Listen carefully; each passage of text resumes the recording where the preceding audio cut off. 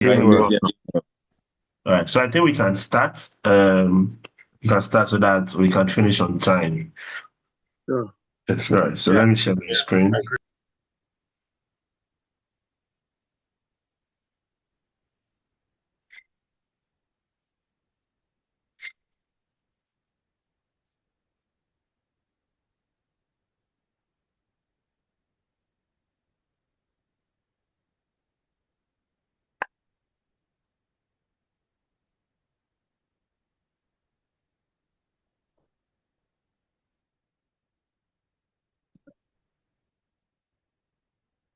So I think we have to do a little recap from yesterday. So I think yesterday we tackled how to log in. Let me go through the from the starting so that we look at it. I think yesterday we look at the overview, we look at how to log in, we look at the dashboard, then my courses, which one of your colleagues brought an issue that we should try and add my models so that I said I'll look at it later. Um, then we look at how you can access the learning materials. And I think yesterday we ended at forum discussion and chats. I told you we're doing normal submission today, 30 submission, and then online quizzes. Then we can end our session. Yesterday, I think one of your colleagues had an issue, said she didn't get something, but I don't know if she's online. I didn't get the name yesterday, so I don't know. Please, the one who asked a question about forum yesterday, I don't know if she's online. Yes, sir, I'm online, sir. You're online. Are you still okay? You want me to go back with that? Please, if you could go back briefly, I'd Okay. appreciate. Okay. So yesterday I spoke about the forum. Let me. Uh,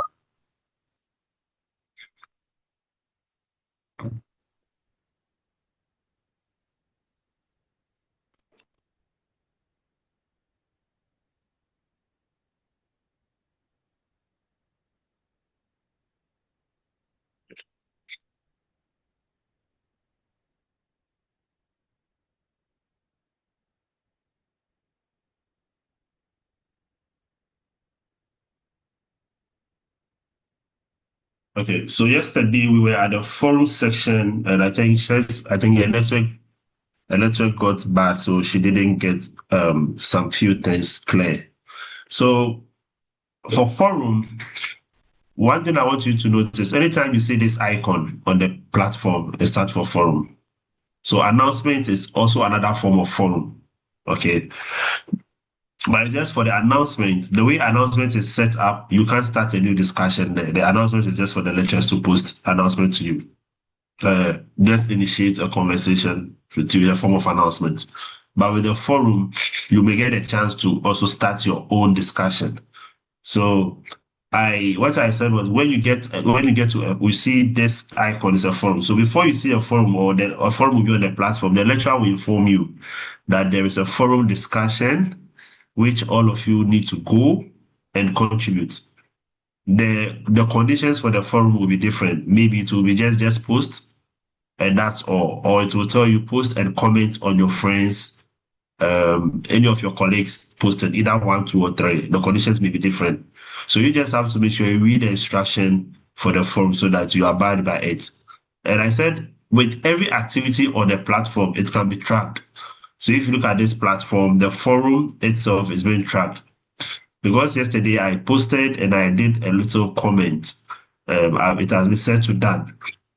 So yesterday I view and I did 3 posts. So it has been set to done. But if you only view or did just 1 post, it will not be completed.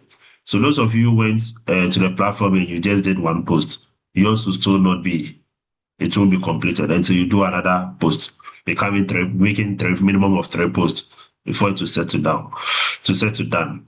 So for you to contribute to a forum, what that you need to do is to click on the forum activity as a student.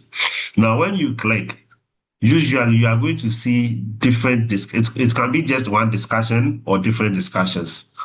If it's new, you may only see one discussion which the lecturer will post. And anytime you go to a forum page, look at the started by. So that's the one you can see which the lecturer started. So you see started by the lecturer name. Okay. So the lecturer will create a forum discussion like this for you. Forget about the down one, the top one. Let's focus on the top one. So what you have to do as a student is you click on it. Then when you click on it, you will notice that the lecturer's question will be at the top. Okay, so you'll be at the top. For you to respond to the lecturer, you come to the lecturer section, then you click on reply. Then that replies goes to the lecturer. So you can see that your friends, the colleagues who replied, it's another lecturer. And when you click on reply, it's going to start with RE colon, then the title of the discussion will also follow. Then you can reply. So as I said, if you want to reply, you have to make sure you click on the reply and make sure it is at the lecturers or the person who started the discussion. Sometimes students make mistake. They read the instruction, but instead of replying to the lecturer, they later go and reply to their colleagues, giving the answer to the colleague instead of the lecturer. So you have to be sure the first reply goes to the lecturer. Then if the instruction asks you to contribute or respond to any of your colleagues, then after that you can go and review their work, then you can respond to them. So I said you can just click on reply, and the reply will give you the text box for you to just type your reply. But in case what you are typing is not just text, you want to add other things to it, then you can go ahead and click on the advanced link here, and that will expand the message box for you, where you have options to type what you want to type. If you want to bolden some, you can just highlight bold. Then there is, as if in Word, in case you want to add bullet points, you can click on the three dots here, and the options here will expand. We have the bulletin, we have the numbering. Then you want to draw a table, you can just come here, come to format, so insert, then you can draw a table and the rest. So those options are all there. Okay, just as we do in our various word processing documents. So you can do everything you do in Word, not everything do, but majority of the things you do in Word, you can do the same thing here. If you are an IT guy, I didn't bring this one. And if you're an IT guy and you know how to code, and maybe you want to do something, you want to write something, you want to put a particular symbol that you can't get, and you know how to do it in writing in code in HTML. The option is there to do that. So for an IT, I yesterday I didn't bring it. For IT guy, in case you want to do some of your code and stuffs, you can come to tools. Then tools, you click on source code. Okay, and the source code will open the HTML, the notepad for you to put your, if you want to put maybe H1 and H2, I think those one IT, maybe they understand that one. You can write your codes here, and as soon as you save, it will reflect at the front page. So that's it for this one. Then when you want to attach something, a document, we have an option. Maybe what you are posting, you want to attach a particular file so that the lecturer knows that maybe you have maybe something for evidence sake, maybe an Excel file. Patricia, Yeah, please. Could you go back to like my courses, and click on the LMS? I want to see something like beginning before you. my courses, this one? Then you click on the Yeah, okay. So please. So then you now go to the forum. I want to see something. yeah. So course the pants. Okay. Okay. Hold on, sir. I think Hello, sir. Yes, madam. it was at this point that Sorry. Patricia, please, are you done? Yeah, you can go Okay, on. sir, You can please, go on. how different, you see, when you were selecting my course discussion forum, please, how Okay. different is this one from the right-hand side, the drop-down button that displays almost all the items there where you have the sir, please go back and let me show you something. My course. Is it here? So please click on it. Okay. So can you navigate it either from here or the right corner, the drop button there? Where Here. yes. Okay, How different so is this and how different is the one that is down? Okay, so this is just I think yesterday when I explained this one we have the announcement and upcoming. I said this ones they are just something like toolbox that guides you or supports you on the platform. So over here we have latest announcements. So the latest announcements will always be things that have been posted at the if this discussion was posted here at the announcement section, it will show at the announcement page here. Okay. But this forum will not show at the right side unless the forum is time bound. Maybe the lecturer decides to time it that this forum is open and it will close tomorrow. Then the upcoming event will capture it because it is time bound. So it will show here. But if it's not time bound, it will not show at the right side. Okay. Now for the activity side, you can do the forum here. For the activity side, we have forums here. So when you click on forum, it's going to filter any forum that is on the course page. So this is the main course page. The left side is the main course page. Okay. So this side is the main course page. So if you have a lot of forums on this course page and you click on the forum at the right side here, it's just going to filter everything you have here and it's only going to show you the number of forums you have on the page. So someone, instead of going through this, can click on the forum here like this, the forum at the right side, and it's going to see only 2 forums here. And the person can go ahead and click on what? The course announcement forum, and it brings the person straight to the same page. Okay. So sir, was at this point that because yesterday I didn't go down. I went to the right. And then when I went to the right, I was not seeing what you guys were seeing. Because I didn't know I was supposed to click on that one and then it'll bring me here. Oh, okay. Okay. All right. So but you are okay now, right? Yes, sir. Are you So okay that is getting to this point? yeah, after today when you were still I still went there. And so when you come back, I tried to go back to and then I came to where you are now. Okay. Now, sir. Thank you. All right. So all that you need to focus is the course page, the content page, because usually the right and the left will be maybe a summary or maybe some buttons you can click, but the actual content is on the main page. So you just have to click on the course page because you can meet a lecturer who after every topic will come to the forum and add another topic. After every class, come in another. So the lecturer will tell you, go to the forum discussion page, maybe after topic 1. When you finish topic 1, the lecturer will come and create a discussion topic for topic 1. So you have to go to the forum discussion page, go and contribute. Then after topic 2, the lecturer will come back again, add another new discussion topic. So you'll be going down and up and down and up. But all that you need to know is, anytime a lecturer says that we are go to the forum discussion, then you have to look at this at the top. Okay, I name it course discussion forum. Some lecturers will just name it forum discussion. Okay, some will just make it class discussion. It means the same thing. All that you need to keep in your eye is the icon. In your mind is the icon. Okay, so that was it. So you click on the reply, you click on the topic. Sorry, then you can reply and post. Then I later made you aware that the forum discussion is just not there for the lecturer posting things for you. If you also have a question you want to ask, or something is bothering you, or after the class there is something you are not clear with, you can equally come and start a new discussion topic. That one is open to everyone.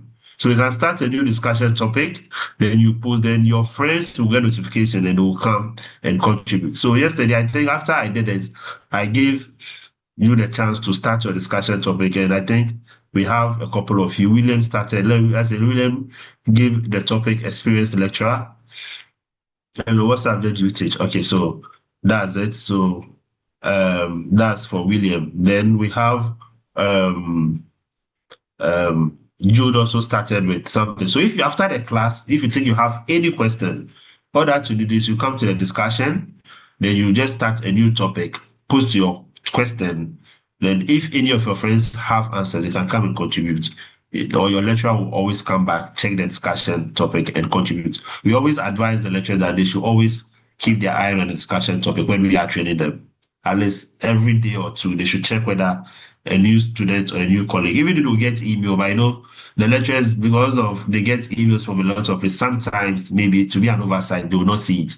So they have to always come to the platform and check if a student has posted a new discussion topic, then he or she can help the student with that in case the student needs solution for a particular question.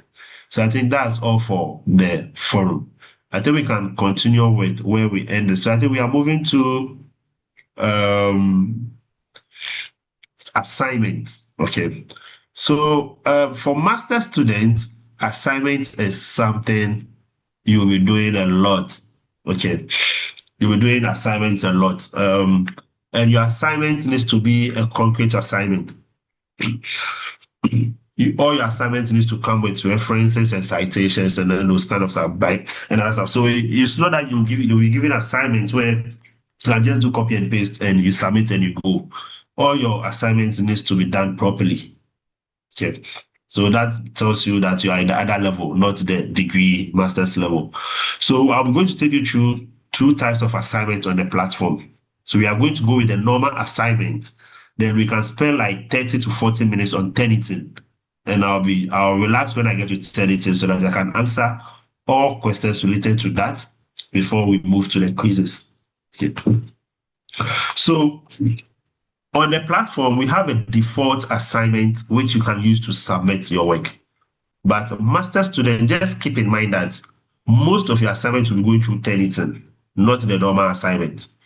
But some few lecturers will create normal assignments for you, especially when you are supposed to upload maybe a zip file, you are supposed to upload an image, or maybe some documents or maybe there are sometimes you'll be given assignments where you're supposed to do a presentation. So the lecturer can create a submission link for each of you to upload each group or individual to upload your slides for the presentation. So for that one, the lecturer can just create a normal submission link for you where you can go upload your slide. But when it comes to a report, like an assignment that needs you to write or do proper work, it has to go through Turnitin. Unless maybe the lecturer decide that, okay, I'm not taking Turnitin for this work, but majority of your work will go through Turnitin. That's why I said when we get to Turnitin, I'm going to relax and do it gradually, slowly, so that all of us will be on the same page. So let me switch to the platform now. And those who are on the page, I think you can log in. Let me open my brief. Okay. So I come to the course page. So the assignment, when I scroll down, okay, so this is the normal assignment, this particular icon, okay? This particular icon is the normal assignment. So anytime you see this icon on the machine, on your platform, it's the icon for uploading of assignment, okay? So what you do is, usually when you are given assignments, the lecturer will probably first, your work will be sent to you by the lecturer. Probably it will come to you via email. Okay. Then also the question will also be uploaded on the LMS. So you get the question through email, one. Then the question will be uploaded on the LMS. So that in case you don't get the question through your email, you can still get it on the LMS. Okay. So the question will be there. What you do is you click, you download the question. Usually, master students, your questions are most of the time in a Word format. So you have to maybe download maybe a case study. You have to do some research here and there. Make sure you get a report, whether reflective report or something. You have to get a report and come and submit for your assignment. So the question will be there. All that you need, you click and you download the question. So the question will be a resource on the portal. So you click and you download. So after you download the question, you do your assignment. You have done everything. Now you are done. Let's assume we are done with the assignment. Now it's time for you to upload on the platform. Okay. So you will come to the platform, then you click on the assignment to icon, and you get the chance to upload. Now, when you click on it, there are certain things you need to look at as a student. Especially what you have to look at is the due date. By default, by even looking at the assignment link here, you can see the due date. So the due date here is what? Friday, 15th February, 12 a.m. 12 a.m. Sometimes this 12 a.m. confuses the students a lot. So this is 12 midnight. So it's midnight to Friday. Sometimes when students see this date, and then it's a mistake as a student, like it's an oversight. That's why I want to stress on it. When students see this day, like Friday, 12 a.m., sometimes students think it's the midnight for Friday. So they think on Friday they can still submit the work. But the actual thing is the portal will close on Thursday midnight. Are you following? Are you seeing how the date sometimes works? So Yes, students usually make mistake, especially when the lecturer sets it to, especially 12 a.m. So they will see, oh, Friday, 13th, 12 a.m. So they will think it's the whole Friday, they have the chance to submit until 12 midnight. So when it's this way, you have to know that then the portal is closing Thursday at 11:59 p.m. Then we have the start date. Okay. So all please, that on you the do date is again, please. On on the the date. Can date. you explain Okay. again? Yeah. On the date, like the due date we have here, we have what? Friday, 12 February, 12 a.m. Okay. So when is Friday, 12 a.m.? 12 a.m. on Friday starts at midnight to Friday. That's Thursday, 11:59. We have Thursday, 11:59 p.m., right? The next minute becomes Friday, 12 a.m. I don't know if I'm explaining it well for you to understand. Yeah, I'm getting it. I'm You getting are it. getting it. So if it's 12 a.m. On Friday 12 a.m. it's midnight 12 a.m., not Friday in the evening 11:59 p.m. So we have 11:59 p.m. and we have Friday. I don't know, Friday. So 12 a.m. starts on Friday. So if you look at the date, you should be very careful with the date. Usually, we advise the lecturers to change the date to maybe 11:59, but sometimes they leave it that way. So I just want you to look at the dates very well. And also, what will also help you to know whether it's getting closer is when you click on the assignment link, the system is going to show you how many days is left and how many hours is left. Okay, so you see the remaining time here. Okay, so 4 days, 7 hours. As the time counts down, the hours reduces. So you can also use that one to track the date. But I also advise students that try and submit it on time. Don't look at the date. Okay, I know most of you are very busy, but when it comes to assignments, try and work with the time because it's a system-based something.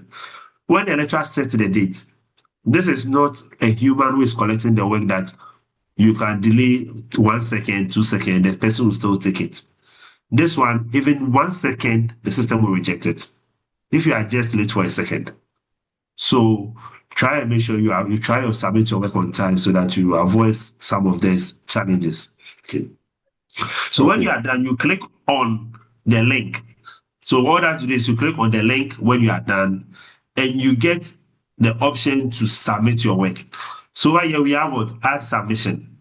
So what you do is you click on the add submission, and this will bring you to a page to submit your work. So I decided to extend this particular submission option.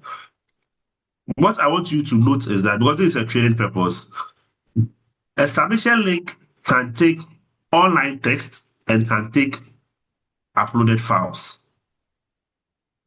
And the lecturer can restrict whether he wants a submission to take online text, just online text, or it should take submission file, that's upload a file, or it should take both. So that settings is up to the lecturer to set. So for this one, I decided to show both so that you see how both works. So for some assignment, you may only see the online text. That is if the lecturer wants you to type on the platform. Maybe it's just a short assignment and you don't need to do a lot. So the lecturer can do the online test where all of you can just go and type and submit. But sometimes, my majority of the work, you have to do it, then later come to the platform and upload.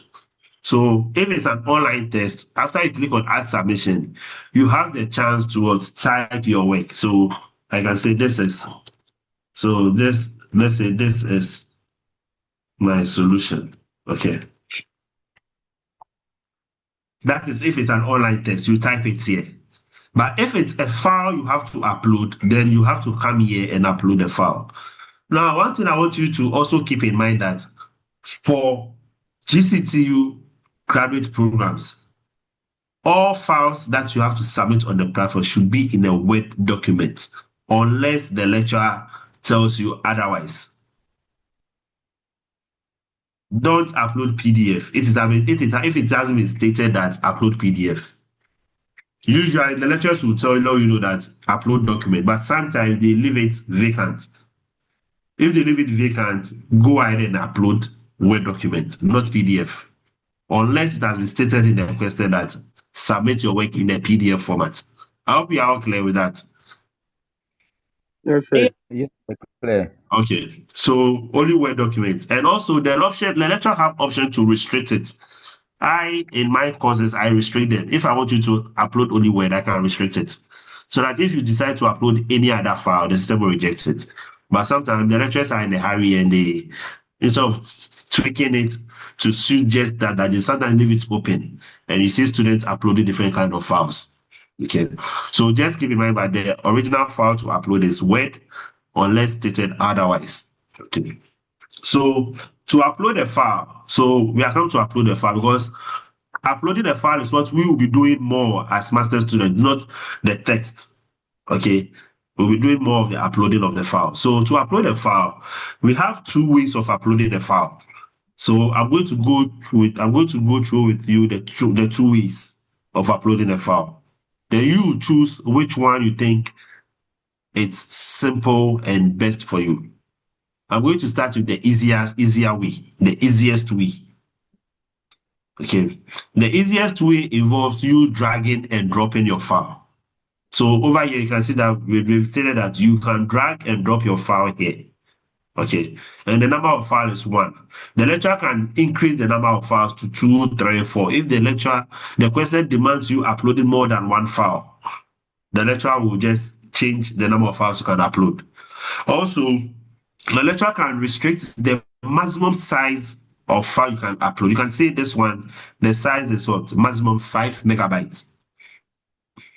Sometimes the lecturer can send it to kilobytes because the lecturer knows the question he has given you and he knows that this question, you don't need to submit anything more than 2 megabytes. So the lecturer can restrict it. If the lecturer gives a question that needs you submitting a larger file, the lecturer can expand the maximum size to maybe 100 megabytes, 200 megabytes, 500 megabytes. I hope you are following. So all these things will be set by the lecturer. So when you are ready to upload a file, I said the first one is what? The drag and drop, which I know most of you are used to it. So let's assume I have my work on my desktop. Okay.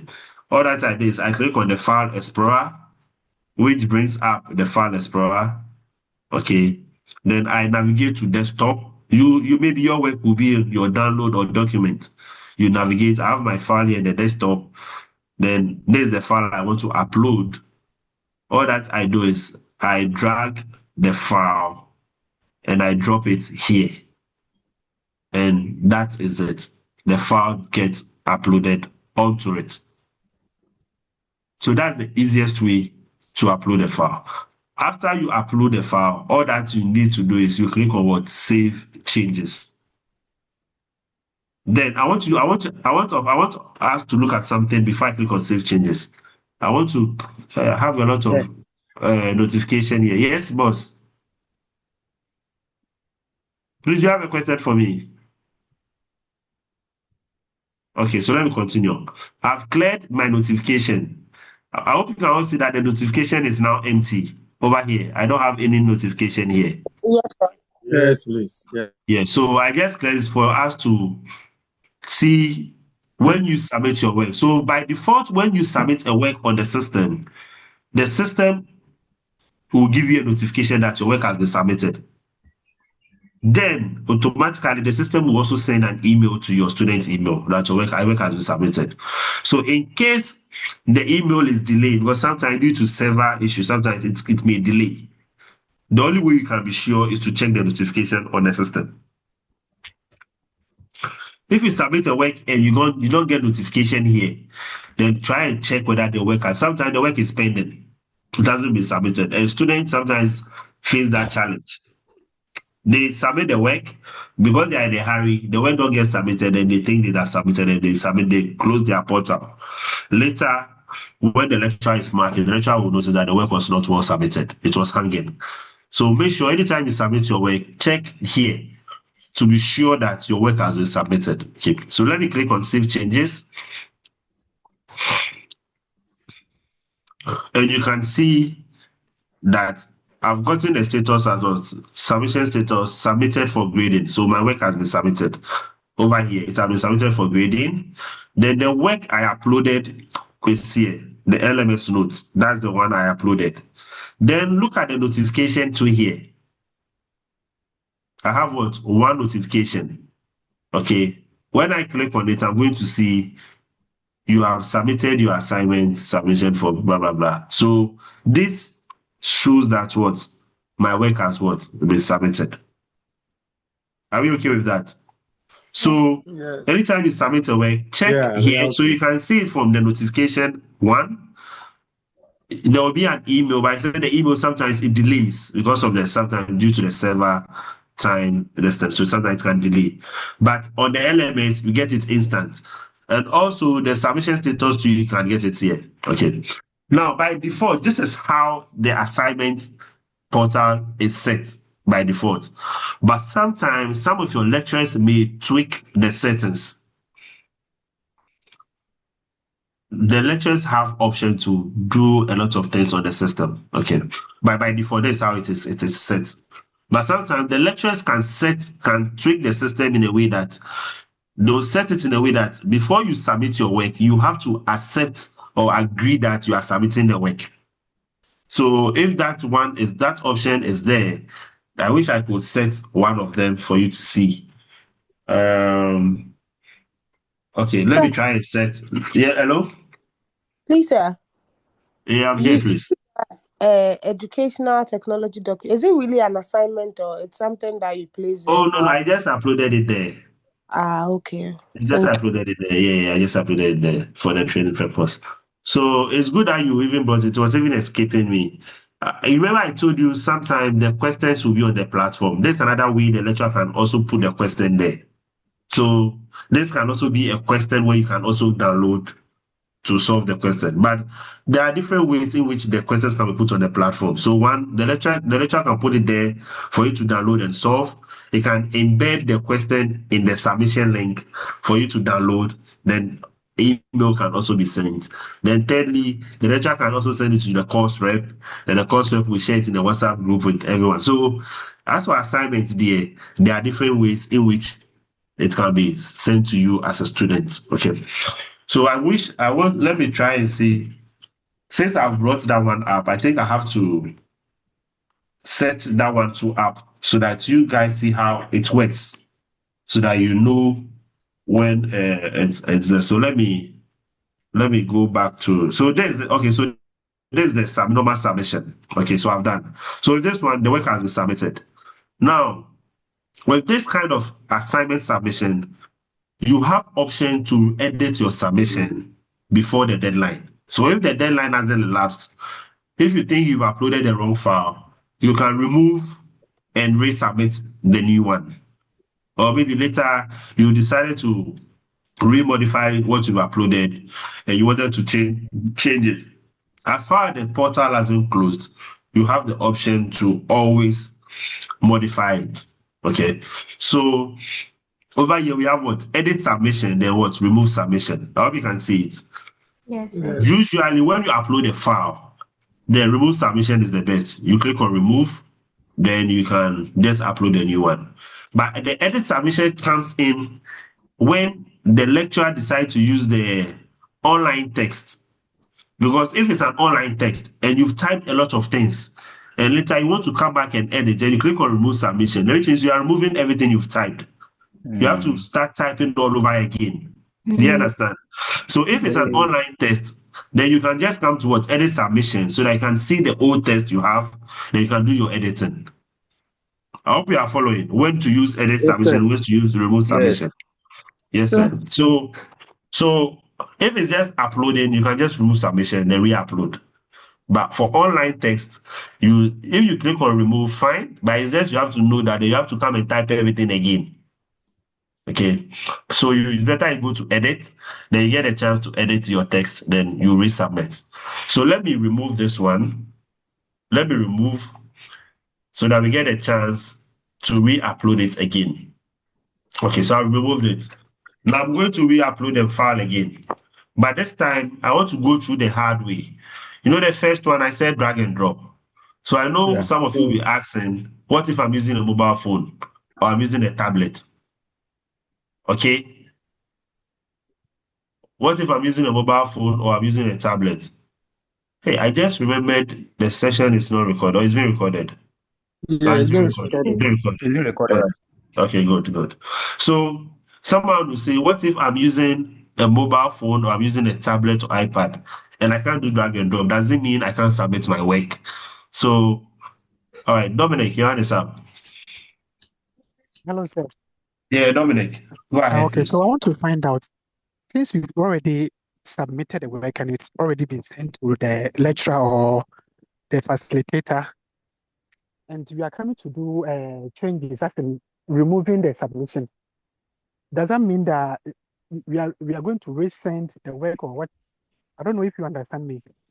Okay, I understand you perfectly. So on this portal, when you submit your work, it doesn't go to the lecturer directly. It's just the lecturer may get email notification that a student has submitted the work. But the lecturer will have to come to the system to either download the work or mark the work on the system. But lecturers will not come and mark until the portal, the deadline is due. Do you understand? So if you are 20 and you are submitting and you decide to change every minute, delete and upload and run, the lecturer don't mind. The lecturer will only come to the portal to download all submitted for after the deadline. Because lecturers know that sometimes students may be updating their work.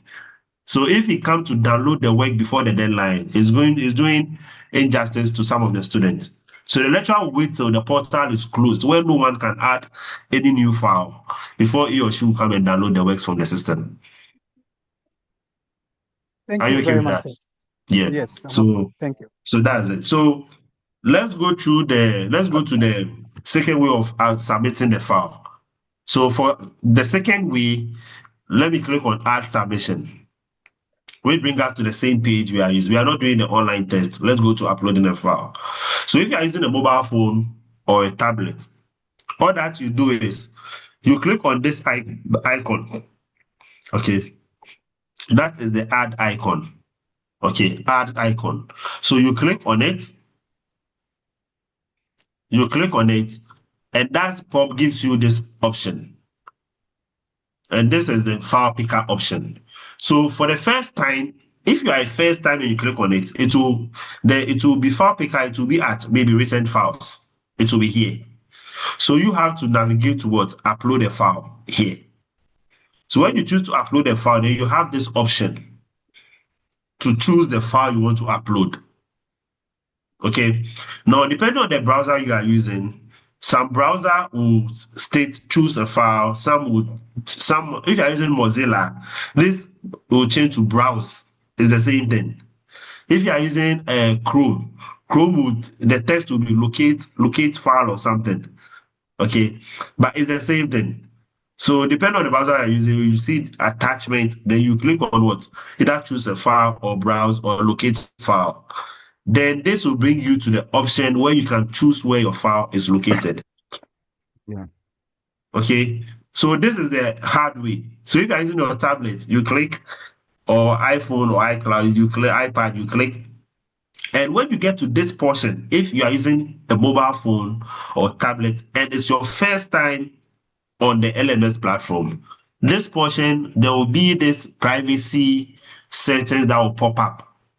Security, that the LMS is trying to communicate or get access to your internal storage. Do you want to allow or deny? Do you understand? So you have to allow. If you deny it, then which means you can't submit any work on your machine. So you have to allow.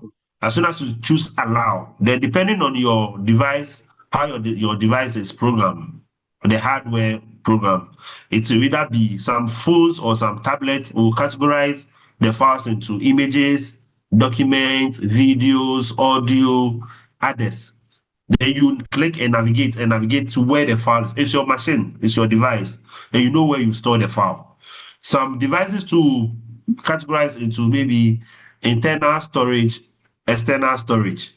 If you think your file is on external, so you click on external storage, then you navigate to the folder in which the file is. Then you go and select the file. If it's an iPad or iPhone, you get iCloud option will also pop up. If you think you have your file in your iCloud, you click on it, then you go and download, select the file in your iCloud. And I think this step would be difficult because I know most of you have been attaching documents in your WhatsApp groups. You've been using your phones to send emails and you attach documents. It's the same process. Okay, so you locate where it is. I have my file at my desktop.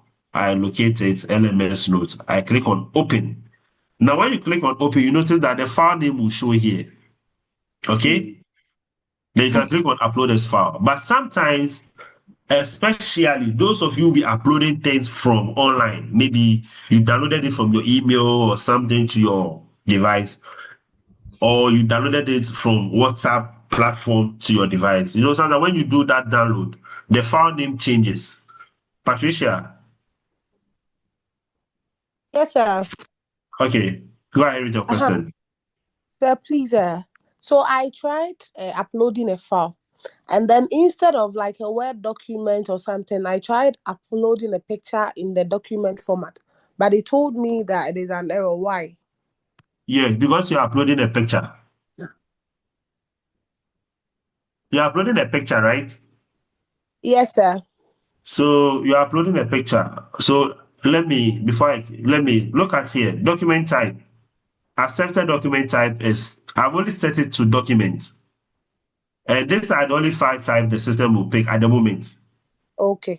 Doc, PDF, and the rest. So picture will be probably a JPEG or PNG or something. That's why the system is rejecting it. I hope you understand. Unless I decide to open it that you can upload any file, then you can upload a picture. All right, sir. Thank So you. this is what I was saying, that lecturers are supposed to restrict it so that students will not go overboard, but sometimes they leave it open. But for this one, I restricted it to the only document. So yeah, I can change the settings. So the next one I'll do another one to show you. I'll make it all files, then you can upload the picture there and see. Okay. All right. So we had, add a file. I chose the file. So I was giving a point that sometimes when you download the file, maybe the file from your WhatsApp or your platform, any platform to your phone or your device, sometimes the file name changes. Sometimes it can come with some numbers and some things. So when you upload a file, it will come with that name, file name. If the file name, after uploading the file, or the file name that the file has is not the same, or you don't want that file name to show on the portal, you can edit the name here, save as, and that name will replace the file name. So you'll notice that the name of the file is LMS notes. Let me change the save as to justice work. So what I expect is that after uploading the file name should change from LMS Note to Justice Work. So I click on upload this file, and you notice that it has changed to what? Justice Work. Are we following? So Yes, sir. just keep that in mind that you can always change the file name whilst uploading. You don't necessarily need to rename it before uploading. Okay. Then after that, you can click on what? Save changes. And the work has been submitted. So with that, I think I want to.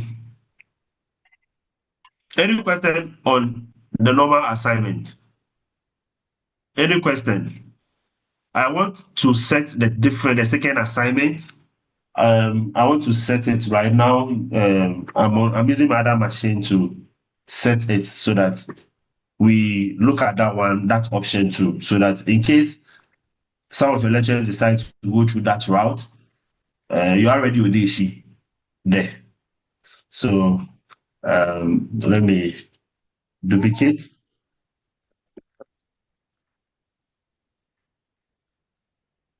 Hey, that's not breaking here. Okay, so with that one, I'm making it all files. Then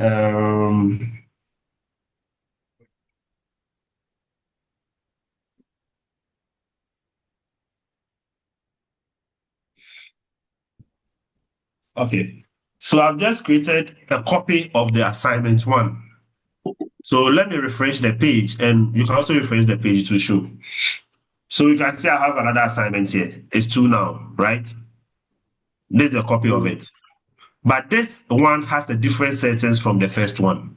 So let's look at the difference from the first one and the second one. So I click on it like this. It's the same thing. All that I do is I click on what? Add submission. So which option should we go with? The drag and drop, right? You should do drag and drop. Okay, Yes, so sir. let's do the drag and drop. So I drag and drop my file. You notice that the first one we did, as soon as you click on save changes, your work has been submitted. Let me clean the notification so that it's empty. Okay. Now, you notice the first one, as soon as we click on save changes, the work gets submitted, right? Yes, sir. Yes. Now look at this one. Let me click on save changes. As soon as I click on save changes, so this is another option. The work hasn't been submitted. Can you see the notification still hasn't popped up? Yes. Yes, please. Yeah. And sometimes the lecturers use this setting. So you have to be sure when submitting your work, you have to be sure that the work has been submitted before leaving the platform. Now you can see what the submission status have set to what? Draft, not submitted. So it means if you leave your work this way and you go, you've never submitted your work. The lecturer will not receive your work. You think you've submitted the work, but it hasn't been submitted. So this options means, for when this options is set, it means the lecturer doesn't want students to submit their work, then later come and remove or edit. We have lecturers who don't like it because anytime you submit, the lecturer will get notification. Then the next minute, he or she will notice that the same student is submitting the same work again. You are disturbing the lecturer. So the lecturer will say to that, I don't want students to be disturbing me. If the student is not sure of the work should be as draft. And so the student is sure, then the student can click on submit assignments. So this means that as soon as you click on submit assignment, you can't go back and edit the work again. Okay. So this one is as draft. If you think you want to edit, so if you are not ready to submit, let it be as draft. And make sure before the deadline, you click on submit assignment to let it go. But if you think everything is okay, so at this point, you can edit, you can remove and redo everything all over. But as soon as you click on submit work, that's it. You can't edit again. Unless the lecturer himself push your work from submitted to draft. The lecturer can do it at the back end before you can do another editing. I hope you are following, you are seeing the difference. Yes, Yeah, sir. yeah, So yes. let's assume at this point we are okay with the work you want to submit. So you click on submit assignment and see what happens.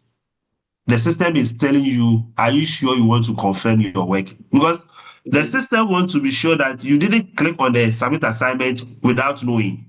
Maybe your touch was fooling and your touch went to click on it and you told the lecturer you didn't submit, your phone was, the touch was pressing things. So this is another check to be sure that you really you submitted the work, so that if later the lecturer said, I can't push it for you to edit, you don't have anything to say. Because the system give you a lot of checks before submitting the work. So Okay. this is the last confirmation. This submission is your own work, and say blah blah blah blah. Are you sure you want to submit your work for grade A? Then it tells you will not be able to make any more changes. It's there. So if you said, okay, oh, I don't want to make any more changes, then you click on this, then you click on what? Continue before your work gets submitted. Then we have what? The notification here popping up. I hope you've seen the difference of the two Yes, assignments. sir. Yes, And sir. the lecturers may be using any of them. So it's good that I've shown you the two so that when you are submitting your work, you at least follow the steps to the end. So you see your notification before you can log out from your system. Any question on assignment before I move to Turnitin? Please, Mimi wrote in the chat if you could go over this again. I don't know. You just placed in the chat if you could go over. Okay, This- so let me go back to the assignment page again. All right. So let me delete I have to delete my submission. So I think your colleague, the one who was not able to upload the image, can do it on the second one. So she can try it and see whether it will go through. Okay, so give me a few minutes. I want to remove the submission so that I can.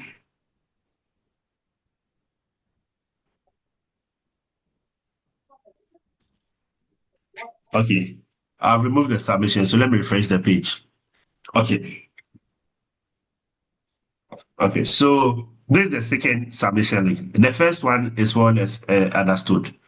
The second submission is the same submission, but the settings are different. I wish I could show you how some of the settings looks like.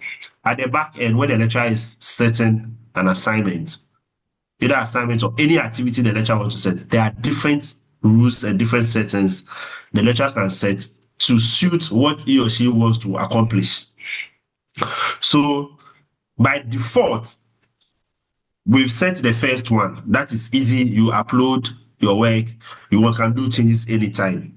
But as I said, anytime a student submits a work, depending on the settings the lecturer has set on the system, the lecturer may get email.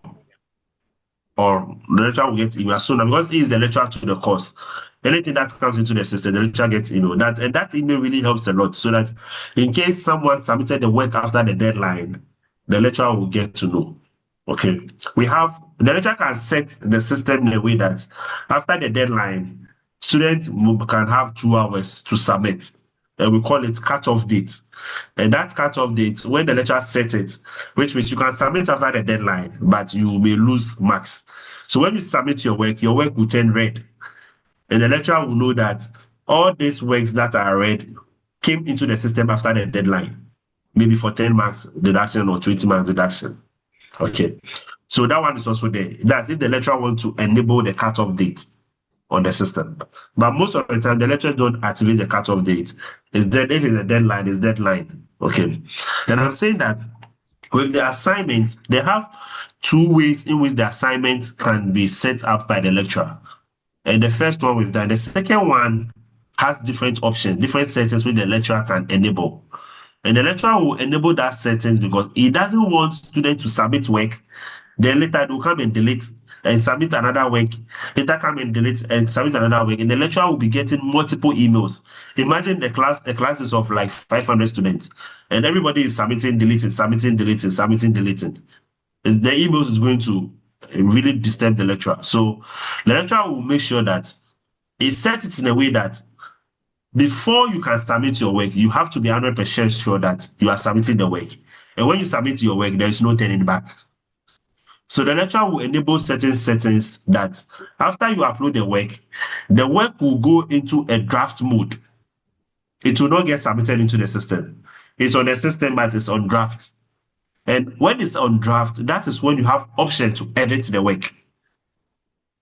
So if it moves into the draft mode and you think you are okay, you don't want to do any editing, then you can now move towards final submission, where you can now submit the work as a final work. That's when now the lecturer will get the email that your work has been submitted. And you also get a notification that your work has been submitted. So the second one have that setting. So after you've done your work, all that you do is you click on that link, and by mind, you want to know which of the settings the lecturer is using. So you have to make sure when you are submitting your work, don't rush. Go through and make sure your submission status here has changed towards green, that your work has been submitted, or you've gotten a notification here that your work has been submitted. If you don't see any of them, then it means your work is probably on the draft mode, and you have to make sure you get it. You make sure it is submitted before you move from the system. Okay. So after you've gotten your work, all that you do is you click on what add submission, and brings you to a page that we are already familiar with. You drag your file or you add. So let me click on add, upload a file, choose a file. My file is at desktop, LMS notes, open, save name. Let me maintain the same name. Upload this file. Then I click on what? Save changes.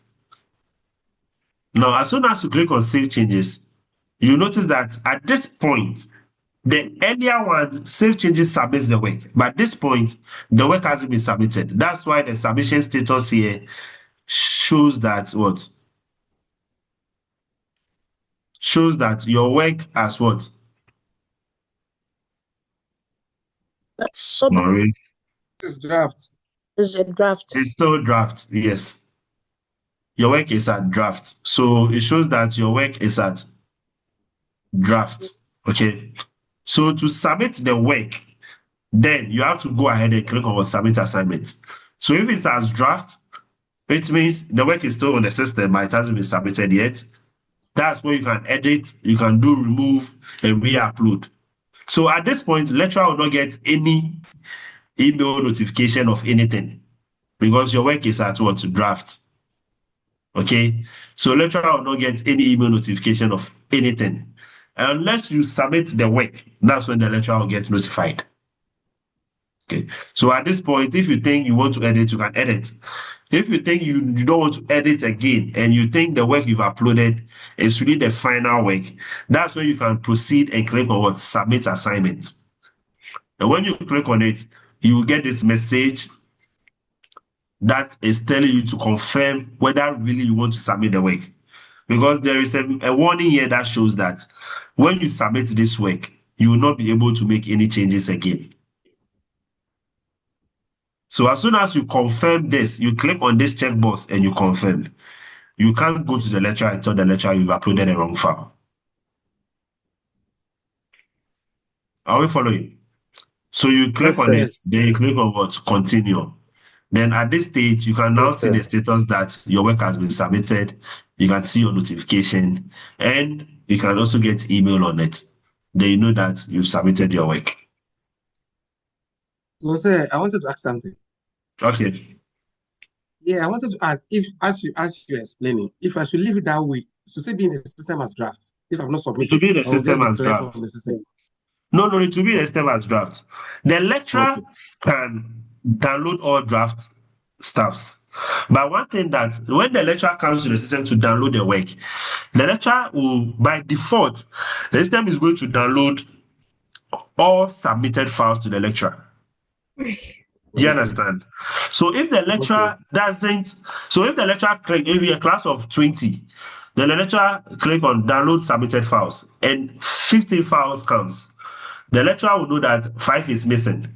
There are some lecturers who probably may now go into the system and filter that What about the lecturer will now know that some are drafts? Then the lecturer can go ahead and download the draft assignments. But not all lecturers will have the time to do that. Okay, sir. Are you following? So if the work is a draft, the lecturer, some lecturers will think, okay, you don't want to submit. So the lecturer will only download the submitted works and mark. There are some lecturers who are cool, can go ahead and look at the draft. Then if there are a lot of drafts, they can download them and remark. Or the lecturer can alert the students that some of you, your work is a draft. I'm extending the time for you to push from draft to submitted. Then you can go into the system, then you get a chance to submit. Do you understand? So all Yes, depend sir. on Yes, sir. the lecturer. Some lecturers are strict, some are very cool. But it's just you have to try your possible best to avoid those things. Because in your master's class, you are not that much. But in undergraduate class, where sometimes the ITs are like 1,000 students, and the lecturer will download the work and the lecturer will not even mind. If yours is as draft, you don't mind because the class size is already large and he has downloaded majority of them. We just move ahead with it. And we've had that challenge somewhere in the past where most of the students don't leave their work as drafts. The lecturer will download, mark, give grades. Then later the students will notice that after the exams grades, like the next semester, they are getting incomplete, and because they missed some of the assignment, like some of the assignments, and later we'll come and check the work was there in the system, but it was as draft. The lecturer may not see. Okay, so just try and avoid the draft and make sure we go through the process, make sure our work is submitted, we are on the platform. Right. So that's it for the normal submission. But as I said, the normal submission, you won't be using it that much. You'll be using it depending on the kind of assignment you are doing. But what you'll be doing is Turnitin. So now let's move to almighty Turnitin. So Turnitin, the main reason why I decided to keep long in uploading the file there is because when we get to Turnitin, we are uploading the file. So when we get to uploading the file, I don't need to go through that long. We'll just do drag and drop and we follow. We go. Because at this point, we already know how to upload a file and submit on our system. Okay. So what is Turnitin? So Turnitin, I know some of you probably have heard it before me. Maybe if you are new to it, if you are new to Turnitin is a plugin in the LMS platform which has been activated that is used to check plagiarism or similarity. You can use it interchangeably. Patricia. I think I don't know if Mimi is having network challenges, but she has placed it in the chat box that she has a question. So I'm sure it may be Oh, related to what we really? just finished doing. Yes, sir. Okay, Mimi, sorry. You can go ahead with your question, please. So please, with the related to the assignment, if I'm getting it right, when you are sure and you know you've completed the assignment at which you want to send, you have to go for assignment. And two, it enables you, when it is in draft, enables you to alternate it as and when, but at least you should work within the stipulated time that has been given to you as a student, right? Yes, please. I tried Yeah. our how do you call it? The timetable Okay. assignment. I attached it. It told me that this file cannot be uploaded here. Is it because of the document type, which is the Yes. Yes, because of the document type. So I think I explained it earlier, maybe because because of probably maybe your network wasn't stable. The first file, the first assignment like this, the first one, I've restricted it to take only documents type. It's taking only the accepted file type here is what? Documents. And the document file type itself I've restricted because Excel is a document. Okay. But I've restricted that the document file type it should take is it should be either doc.doc, .dots, .e, EPUB, JDoc, these extensions, then PDF. Excel is .x, I think XC something, SLX or something, yeah, XLS. So for the first assignment portal that I've created, if you upload Excel, image, video, audio, because audio will be in MP3, video will be in maybe JPEG or some PNG, image will be in AVI or MP4, it will not go. Other document format will not go. So for this one, the first one, the system will reject it. But for the second one I created, what is it? The second one I created, I think because I've done the submission already, I can't go back. I don't know. Let me erase it again. The second time, I think I set it to all file type. So all file type. I think the second one I set it to all file type. So with the second one, because it's all file type, when you go ahead to upload anything there, it will pick it up. It will not reject it. So for the second one like this, I'm refreshing the page.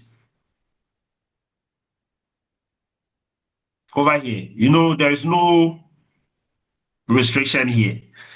So I can upload Excel. I think I have the Excel file. This is the, I think, master something. This is the timetable. I can upload it. And it will go. It has gone through. Okay. So it has gone through. That's for the second submission link I created. Because I didn't restrict it, you can see the timetable has gone through. But for the first one, because I restricted it to only documents, that's the extensions I gave, Word documents and PDFs. If you are uploading anything that is not in that format, the system will reject it. Okay. Mimi, are you okay? Hello, Mimi. Yeah. Okay, all right. All right. So, Patricia, I have this store up. Sir, I noticed that although you didn't restrict the document type, the size was so restricted because I intentionally uploaded a document that exceeded the size limits and then it didn't go through. Yeah, it says there 5 megabytes. Yes, sir.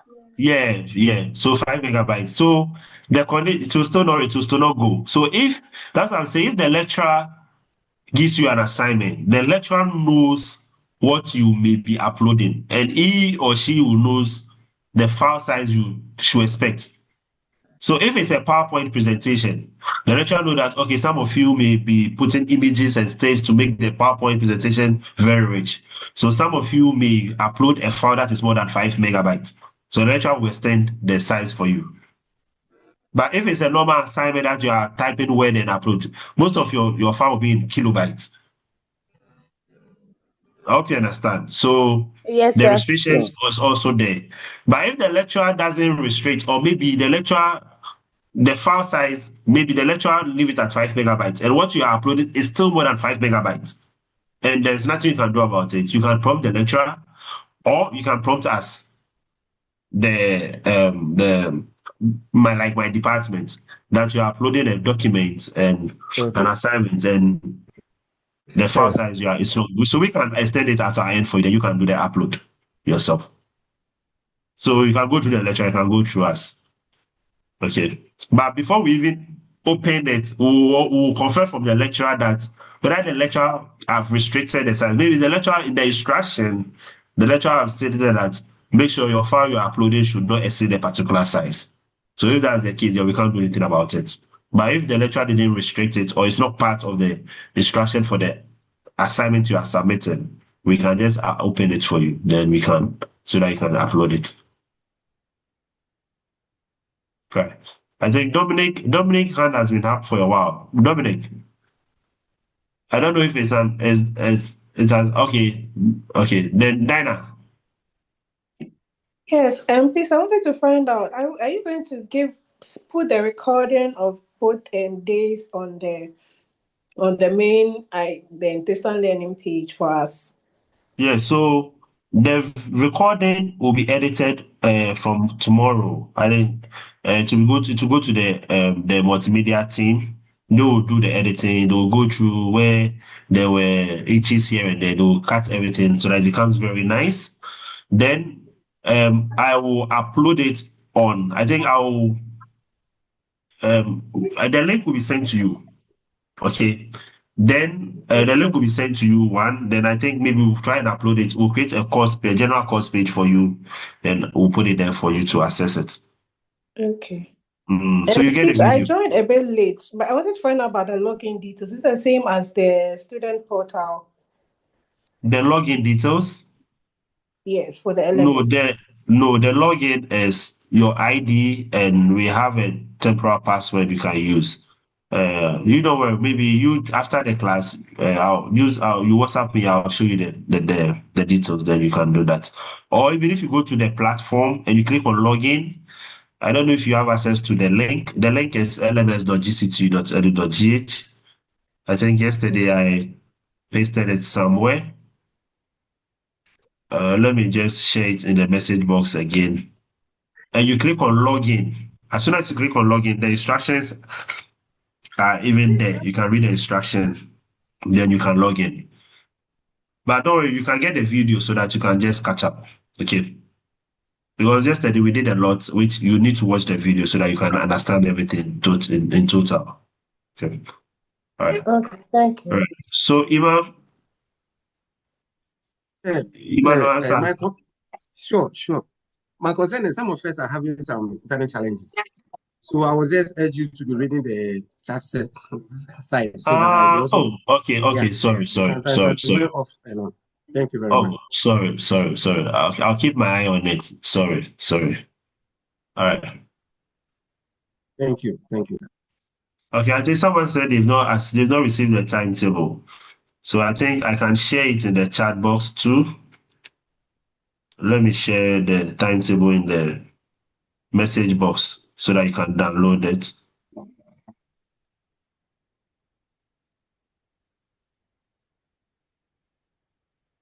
Okay, I've shared it in the message box, the timetable. Rosemary. Yes, sir. Sir, please, concerning the signing in into the learning platform, yesterday I tried and I got it. I even went to the platform.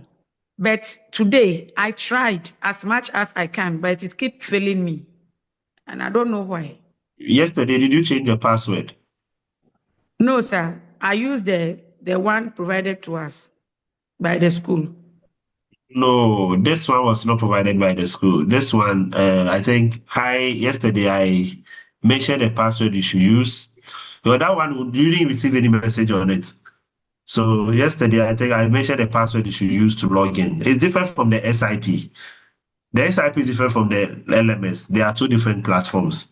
So if you are using the credentials for the SIP here, sometimes it may not work unless you intentionally decide to use the same password for both. Sir, please, the one you gave us was a PAR 55 GCTU. Yes. That's the one I used yesterday. And today I use the same thing, but it's just failing me. No, because I think yesterday we were all here. After you log in with that one, the system will tell you to change it to your own password. Change it to your own password, yeah. To your own password. Yeah. So are you sure you didn't change it yesterday and you've forgotten? Okay, you don't worry. No, When we are done, but the system should prompt you to change. So don't worry. When we are done, you WhatsApp me, then I'll reset it for you so that you can re-log in. Okay. Okay, sir. Thank you. Okay, so I think the questions are coming too much. I'll plead if maybe we can write our questions somewhere so that we can finish. Because what we are about to cover is even more important than what you started with. Let us finish so that we can now come with the questions, then we can answer all of them. So that we know that we've been able to finish what we are supposed to do for today. So if you have any questions, please write it down somewhere. Okay, thank you, sir. When we are done. And I'm sure maybe even some of your questions, whilst I'm teaching, I may even end up answering it without even knowing. So let's move fast so that we can finish before 6. All right. So let's move to Turnitin. We are going to Turnitin. So Turnitin, as I said, is a plugin on the platform that is used to check plagiarism or similarity. Okay. So what it does is when you submit your work on the system, it picks your work that you submitted. It scans your work into its memory. Go online, check websites online, check websites, existing websites, check articles online, check journals online, check publications online. Then after that, it goes into Turnitin database, other universities that are using Turnitin. Then it checks your work against existing works that students have submitted and they have on their database. After that, it will come to GCTU campus and check your work against your colleagues' work.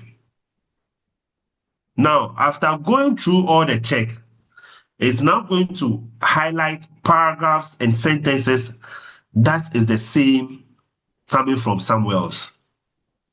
So it can highlight a whole paragraph that this paragraph is coming from this website. This sentence is coming from this journal. This here is the same as Kwame's work or Kofi's work. And the lecturer will see that your work is a plagiarized work. So it will know that your work, you pick some here, you pick some here, you pick some here, you pick some here, and you just submitted it that way. And when we're in our normal universities, SS crowd, we're not using computer, but like, let's say university, we were doing cut and paste and cut and paste, and we were free. Nobody penalized for that. We were okay. But for here, when you do that, you failed. If you go online, Google, copy, paste, go and read it, copy, paste, without doing proper paraphrasing, then the system is going to capture everything as what a plagiarized work. And the lecturer will mark you down, or the lecturer will not even mark your work at all. You score 0.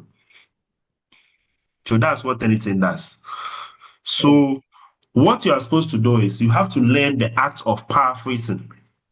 So if you don't know how to do paraphrasing, try and start watching videos on paraphrasing online. You can get a lot of videos on YouTube teaching how to do proper paraphrasing.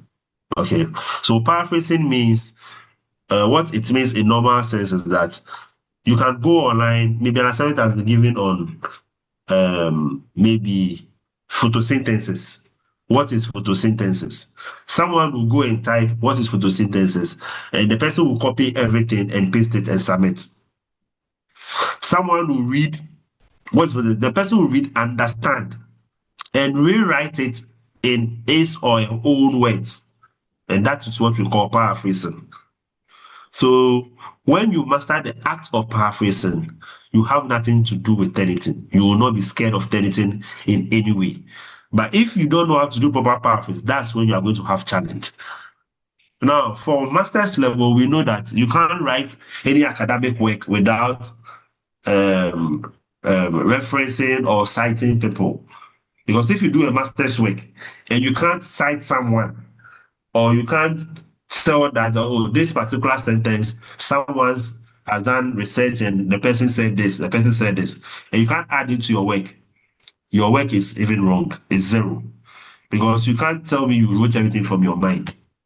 You have to make sure you relate your works to existing works. That's master's level. You're in trouble.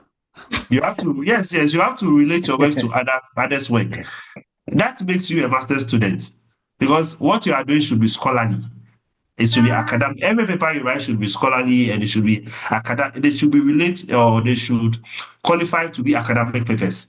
And you can't write academic papers or submit academic works without citing, putting in references and other stuff. You have to cite someone. So if you are doing something on photosynthesis, you have to look for someone who have done something on photosynthesis and pick something there and cite maybe according to this person said this. In a way, that's how masters are. Okay, so we know you by all means copy people. For sure. Yes, because you copy people. So we know. So because we know we will copy people, so we've given Tennyson the allowed plagiarism you can copy is 20%. The reference to the person. That's it. So if you submit your work and the system scans your work, the maximum similarity, I'll do it practically for us to see, so don't worry. I'm just trying to let you know the background, then we go into the system and we understand, we do it practically. So the maximum percentage you should get as copied or plagiarized or similar to someone's work should be 20%. That is the agreed percentage for GCTU master students. So in short, if I'm bringing it down for you to understand, it means if you submit a 10-page document, maximum 2 pages should be a copied work. If you exceed 2 pages, you are failing. If you submit 1,000 words of 1,000 words and 220, so if you 200 words should be copied works. And 800. So that means the That copy is should what be it small. means. That is what it means. And it sometimes looks scary, but I want to let you know that you shouldn't be scared at all. You shouldn't be scared. Because as I said, I've been with GCTU for the past nine years and counting. And we have students who have submitted their work from then, and it is in the system, and as at now, it is still 5%, 6%, 10%. It hasn't changed. People are submitting PhD works over 800, 700 pages, and they are getting single digits, 9%, 8%, 12%, and it's there. So you shouldn't be scared. You are submitting maybe 5 pages and then no. It looks scary, but as soon as you start, you notice that it's not anything difficult like that. Okay. The bank that provides the service is what? Especially if you can master the art of paraphrasing. Sometimes students will say, oh, but English is the same. Charlie, maybe what I wrote, it doesn't mean I copied my friend, but we end up writing the same thing. Okay, that's what sometimes, that's the argument sometimes students will say. But it can be a coincidence, but majority are not coincidence. Right now, if I decide to give you details about me, my first name, my last name, I decide to give you key points, my age, my date of birth, where I was born, my marital status, and some few key things about me. And I decided to give it to the class right now. And I said, I'm giving you 10 minutes or 20 minutes. Write about your lecture. Is any of you going to write the same thing? Yes. Are you sure? Almost Yes, the same. Almost the same thing. No. It's not that it can be the same thing in terms of meaning. Yeah, in a different but format. The wordings are going to be different. Yes. And Because the someone beginning, the timing will not be the same. together, so Yes. write the same thing. Oh, no, I don't think so. Because The someone meaning will be the same, but it will be different context. it will be different wording because everybody's Yes. writing style is different. Someone Yes. This game I made for my son. If you're someone is good in writing vocabulary, so the person can write one big word that will describe a sentence someone will write. Someone will also be writing it in simple English, bit by bit. Someone will even start by the first sentence by introducing me with my name. Then the person will go to maybe my age before going to where I was born. Someone will start from where I was born to where I work. So the arrangement will be different. And that is what we call paraphrasing. So you can copy someone, but make sure you rewrite it in your own words. That's all. If you write it in your own words, anything will not capture. It will skip. But if you decide to just what is there, put what is there not there, then you are in serious trouble. Please, does it apply to all assignments? All assignment. Not all assignment. Starting, I made you aware that some of the assignment, the lecturers will prefer the normal submission. That's why we did the normal submission. So if the lecturer do the normal submission, fine, you are free to go. But Okay. sometimes majority of the assignments will go through Turnitin, especially when your proposal will go through Turnitin, your final thesis will go through Turnitin, and most of your assignments will go through Turnitin. Most of your assignments. So Turnitin should be your friend. Most of them will go through Turnitin. Then Yeah, so if we are referencing to, it is supposed to be the same thing. yeah, so the way we've structured the system, or the way from our end we've programmed the system, is that when you reference, the system will skip the references. It will not pick it unless you didn't do proper referencing. You know, when you are referencing, we have different style. We have AVA style, we have APA. I don't know the style that you'll be using. So I think GCT, I know we use Harvard. Yeah, Harvard. So if you are using the Harvard style, no referencing follow as the style has its own style in which it is done. Okay. If you don't follow the process well and you do the wrong thing, then it will capture it. But if you follow the right style of doing it, you are good to go. And I don't think referencing will be an issue. We have a lot of softwares you can use that can help you to do proper referencing. We have Mendeley and the rest. There are lots of softwares you can use. I think iPhone is up. iPhone. So as I said, it looks a little, but I think you'll be doing research method. The time you go through that research method course, you'll be fine. Because the person who is going to handle the research method is going to let you understand anything very well. She's one of the best on campus. And I know you'll be okay with that. And as for everything will be Turnitin, no. With the research method, everything will be Turnitin. So, but she is also going to start from the scratch. So I'm giving you the background, and when she meets you in class, she's also going to take you through how to use it and how to overcome the similarity and the plagiarism. Okay, so that's Turnitin. Now, for those of you who are doing the finance, okay, the finance students, or those who are in the class where that involves calculations. When you are given assignment that involves calculations and the assignment is supposed to go through Turnitin, the class you notice that the class will be getting higher similarity. It is understandable. Okay. The lecturer know that this is a formula work. As far as students follow the formula, they are going to get the same answer. So the system will pick it. So when for finance, some of your models that involves calculation, you can get higher similarity, but the lecturer will let it go because he knows you are using the formula and everybody is following the process. Do you understand? But for those of us who are doing other programs where there's no calculation and you have to write DA, you have to make sure you bypass anything. Also, getting a lower similarity or getting a higher similarity doesn't mean you failed in all. I just want you to have that in mind.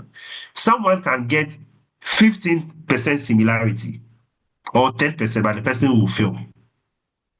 Someone can get 25 and the person will pass. Now, the system lecturers doesn't just fail you because your similarity is high. The lecturers have to go into the system and check your work and be sure that where the Turnitin is telling that it's plagiarized, is it really plagiarized or is just a mere coincidence? I hope you are following. So you don't feel because it's just high. We have a human factor to check the work too. That's why lecturers will be there to go through the work, check. So in case the Turnitin highlighted a sentence, that this sentence is a copied work or it's a copied sentence, the lecturer can check the sentence to where it is coming from. Maybe the sentence you've written, you are writing it in a field of supply chain management, but someone has used that sentence in the field of literature. There are two different fields. I hope you understand. So it doesn't mean you are copying. So the lecturer have to check all those things. Then the lecturer will know that, even though you are getting 25%, I think this side, they are nothing, and they are adding up for you to get 25. If I take this test and this test out, you may end up getting like 16 or something. The lecturer can just mark the work. Also, someone can get lower similarity, but the lecturer will fail the person. Sometimes students focus on bringing the similarity down, and they focus and they end up deviating from even answering the question. Do you understand? So, as a master student, you should be making sure your similarity is down at the same time you are answering the question correctly. If you answer the question wrongly and your similarity is even 0%, automatically it's 0 mark. Your similarity is 5% because you deviated. So you just have to keep in mind that even though you are trying to bring the similarity down, you make sure you don't deviate from the question you are answering. Okay. Now, let's go to the practical aspect of Turnitin. Turnitin too also have the feature where you can also resubmit your work. The fact that if you submit your work and your similarity is up, doesn't mean that's it. You have the chance to resubmit your work.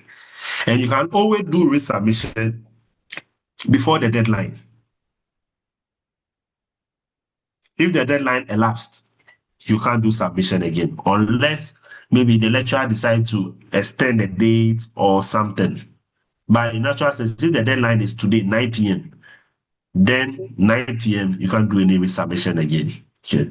Now, when you are submitting your work through Turnitin, for the first time, you get an agreement form for you to accept. So let's go through the slide, then we go to the practical. So to submit your work through Turnitin, the first thing you need to do is first log into the LMS. That's the first thing. Then you browse to the course or the module which you are supposed to submit your work. Then you locate the Turnitin link. I'll show you. Then you click on the link. As soon as you click on the link, you are going to get an for the first time, there will be an agreement form for you to accept. If you don't accept, you can't proceed. So you have to accept it. So you can read, you can choose to read or not to read. But no matter whether you read or you don't read, you still need to accept. So you accept, then the system will take you to the next page where you can now submit your work. So on that page, you will see that there are certain things you need to keep note of. We have a start date, due date, and post date. I'll explain it to you. So you see the submit paper icon with a cloud. I'll show it practically, so don't worry. You click on it, then the system will take you to the page to submit your work. After you submit your work, you wait for a while, then you see your report. If your report is okay, you are good to go. If your report is not okay, you can do resubmission. So that's it for the thing. So let me just go through, then we look at it. So this is the Turnitin link. You see an icon like this that shows that you are submitting your work. So after you click on it, you get the option to submit your work. And I said that when you are submitting a work, you see a start date, a due date, and a post date. The start date is the date you can submit, you can start submitting your work. So if I create a Turnitin link right now and I set the start date tomorrow, which means even if you finish your work right now, you can't submit until tomorrow. So that's when you can now start submitting your work. Then the due date is the deadline. So students, your eye should be on what? The due date at the time. Okay. Then we have the post date. The post date is the date students are supposed to see their feedback and their grades and everything. So the post date is for the lecturer. The lecturer has to make sure by that date he or she has finished marking, he has given his feedback, his comments, and the marks, so that students can come to the platform and see the feedback and the marks they got for that particular assignment. Usually the post date is a little far away from the due date because after you submit your work and the portal closes, then the lecturer can use maybe a week or two to mark the work, depending on the class size. Okay, so the due date can be today and the post date can be next week. Students sometimes make mistake and they keep their eye on the post date instead of the due date. And students have been making that issue, like that error a lot. Students will see due date, that is maybe today, then post the next week Friday or Friday. They will not submit the work. So later then they'll call us that they want to submit their work. They can't see the submission button. Then I'll ask, which work? Then I'll ask the students, what date were people given? And so the lecturer didn't say the date too, but there was a post date there, that is Friday. They said, we'll go into the system, then you see that they did that fast. So the student didn't submit the work. So if it happens that way, we can't do anything at our end. We have to go talk to the lecturer. If the lecturer accepts, fine. If the lecturer doesn't accept at our end, we can't do it. Even though we have access to the system, that doesn't mean we are administrators. So we can just be changing dates for lectures. So before we can update a date set by a lecturer, we have to go to the lecturer for the lecturers to give us the green light. So in case you miss some of your dates, your assignment, don't think you can call me and I can do something behind the scene. It's not possible. I have to go through the lecturer first. So if the lecturer said no, fine. If the lecturer said fine, then I can go ahead and open it or submit it on your behalf. Sometimes I take the work and I submit it on your behalf for you. So that's it. So students, keep your eye on what the due date. Now, for the first time when you click on the submission link, the Eternity link, you are going to get an agreement form like this. That will pop up. You click on it, okay? You click on the link. That will take you to a page like this where you have to agree to Eternity license. As soon as you agree, then you can get the chance to upload a file. Okay. So when you upload the file, then we are going to go. So now let's go to the platform now. Let's go to the platform. All right. So we are coming down to the same assignments portion. This is the Eternity I was talking about. Okay. So this is Eternity link. So this is an assignment that you need to submit. Okay. So let's assume we've given the assignment, we've also finished the assignment. And also keep in mind, Eternity to when you are submitting, every work should be in what? Doc format. Unless the lecturer tells you should submit in PDF. Are we following? Yes, sir. Yes, Yes. sir. So when you are ready to submit the work, what you do is you always come and click on the Eternity link. Isaac, your hand is up. Hello, sir. Yes. Isaac, I'm listening. Hello, sir. Yes, boss. Isaac, Hello, sir. you can go ahead. Hello, You can sir. go ahead, Isaac. Yes, please. Can you hear me? Hello. Hello, Isaac. So he left a message that he was not well and that he would want to seek for permission to leave, but I think you didn't respond. Okay. He Sorry, said Isaac. he's been discharged. Okay, Isaac. You can leave. The video will be sent to you, so you can watch the video later. In case you don't understand anything, you can always call me for clarification. Okay. All right. Video recovery. Eh? All right. So let's proceed. So when you click on the link, you can see this is the agreement form I'm talking about. I believe you can all see it. So yes, sir. You click on it for a first-time user. It only appears once, and it doesn't appear again per account. So you click on it. Then this is the agreement I'm talking about. So if you like, you can read everything if you want to. But the thing is, if you don't agree, you can't proceed. So whether after reading you agree with them or you don't agree with them, you still need to agree.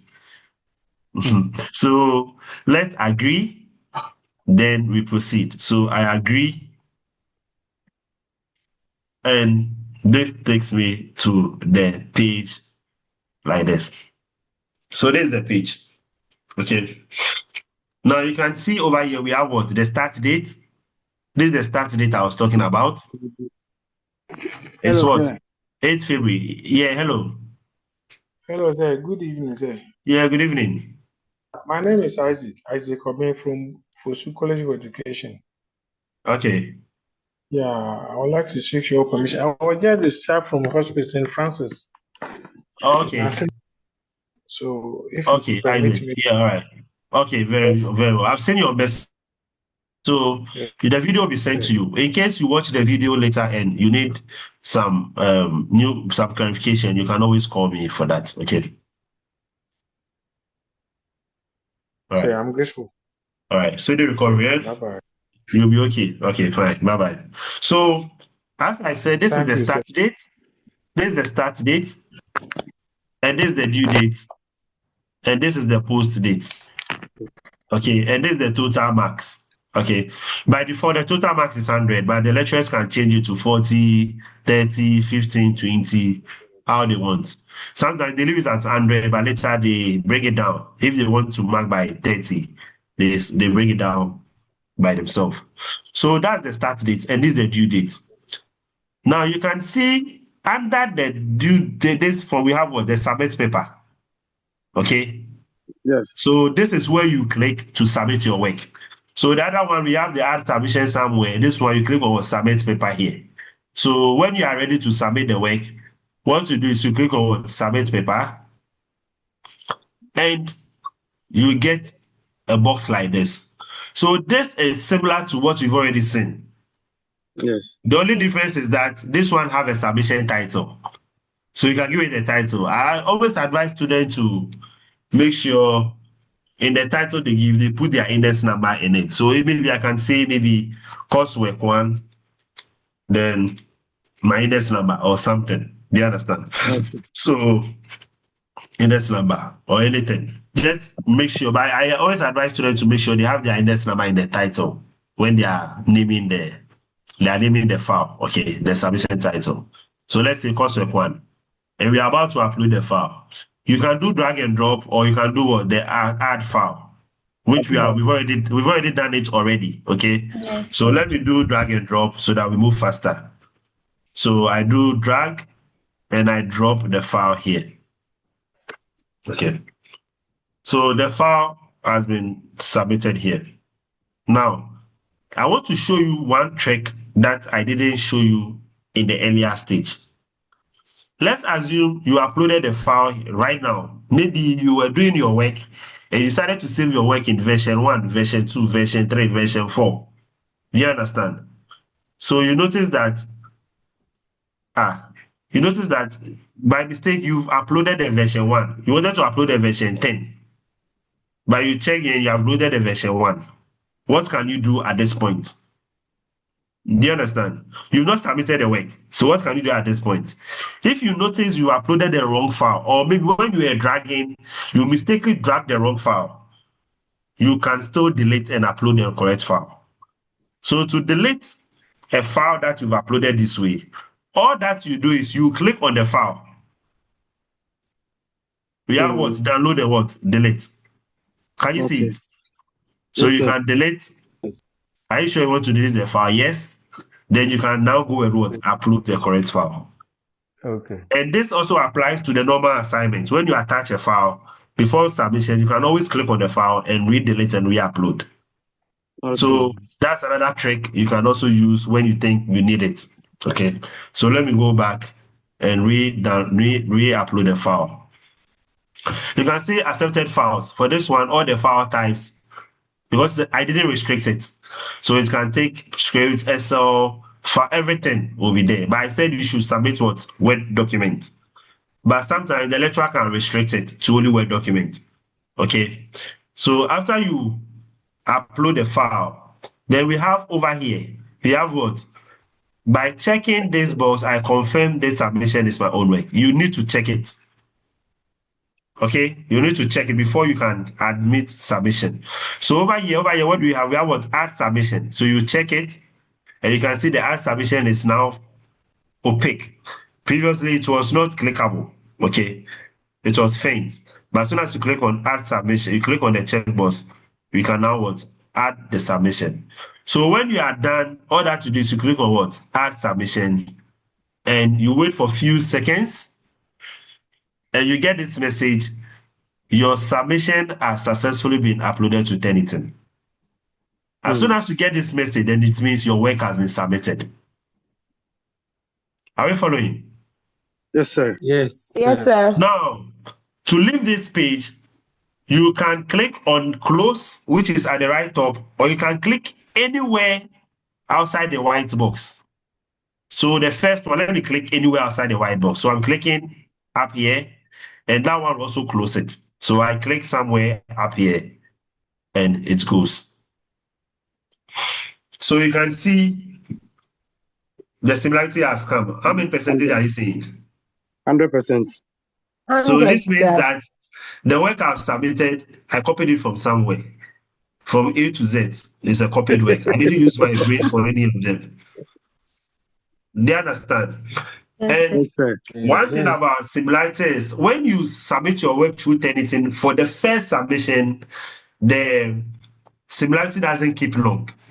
So you notice I just submitted, and within few seconds, the similarity has been generated. Now, because it's just about few pages, if you submit about 100 or more pages of work through Turnitin, then the first submission sometimes can take up to like 15 to 30 minutes. If the words are, then you have a lot of pages. But if it's just a page, 2 pages, 10 pages, 5 pages, within few minutes, few seconds, the similarity will be generated. Are we following? Yes. Yes. So this means it's 100% similarity. It's a copied work. Now, how do a student check which of the work is? I want to do something. I want to take away, because I have this work on the system already. I use it for a training purpose. That's why I'm getting 100%. So I want to tweak the system and let the similarity come down a little so that we can see how the similarity works a little. So I want to check, give me a few minutes. I want to tweak the system. It's picking student paper. That's why it's 100%, because I've already submitted this work in the system already.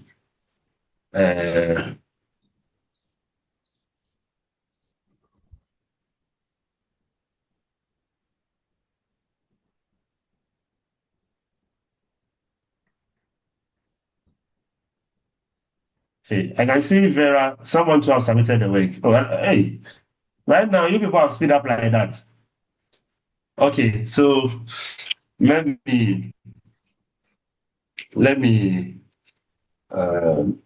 give me a minute. I want to move it. I don't want it to be 100. I want it to come down a little. So I'm tweaking the sense here.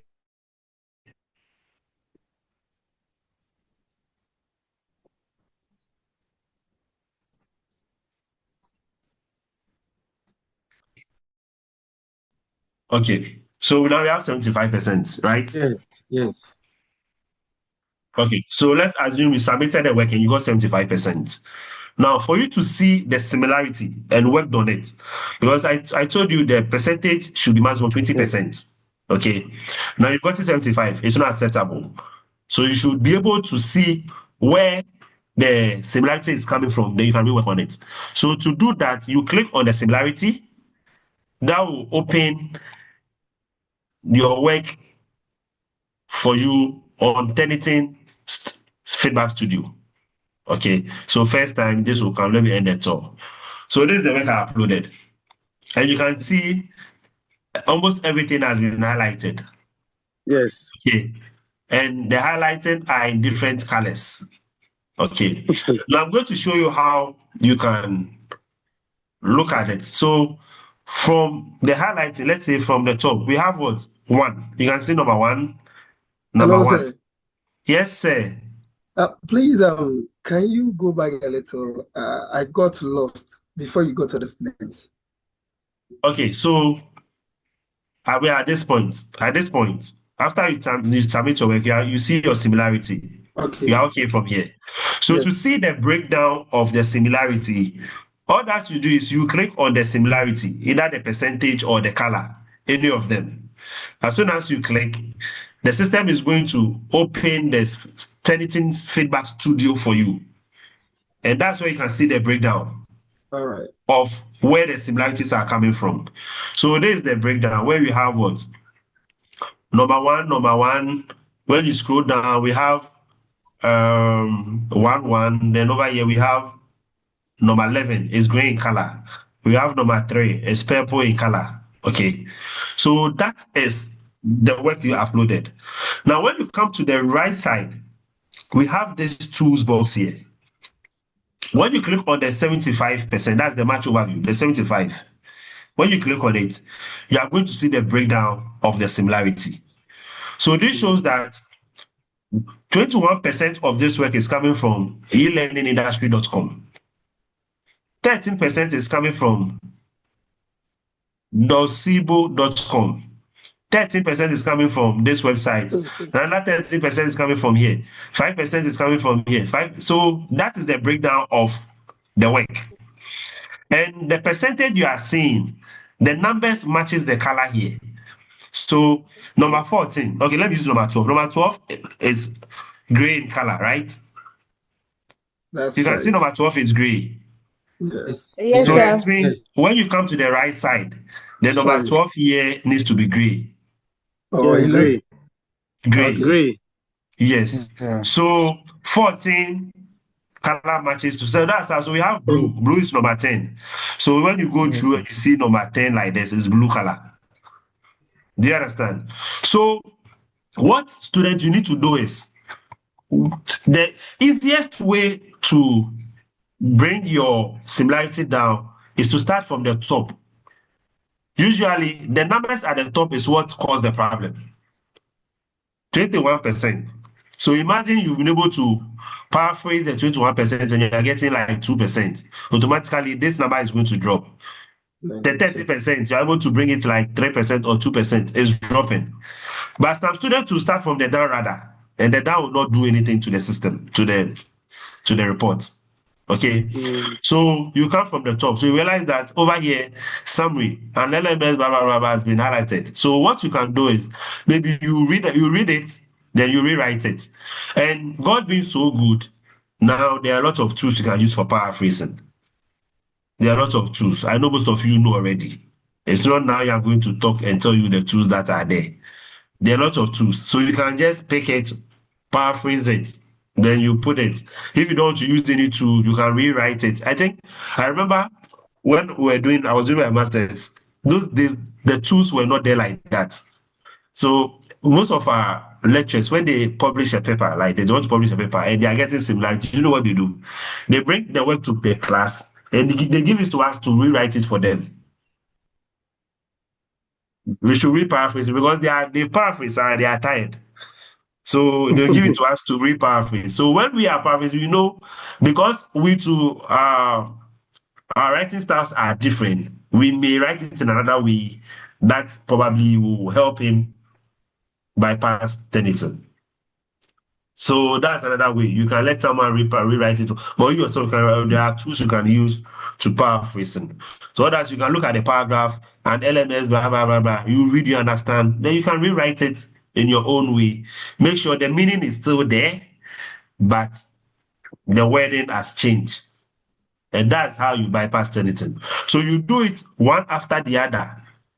One after the other. This 75% is too high. So if you are supposed to rewrite this there, you'll be tired. Usually, when you submit you are going to get maybe 30-something% or 20-something%. So reworking on it, you don't need to work on the whole document. You just focus on some portions of it that the highlighting are in paragraphs.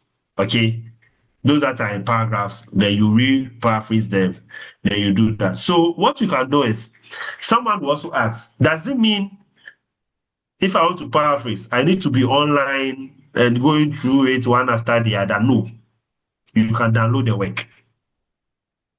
So you can download it in a form of PDF, go offline, open that work in either your Adobe Reader, Forces Reader, any of the reader you can use. Then you'll be comparing it with the actual Word document. Then you'll be doing the editing step by step.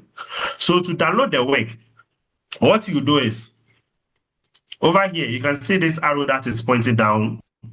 That's the download icon. You click on it, then you have this view. We have three options: current view, digital receipt, original submitted file.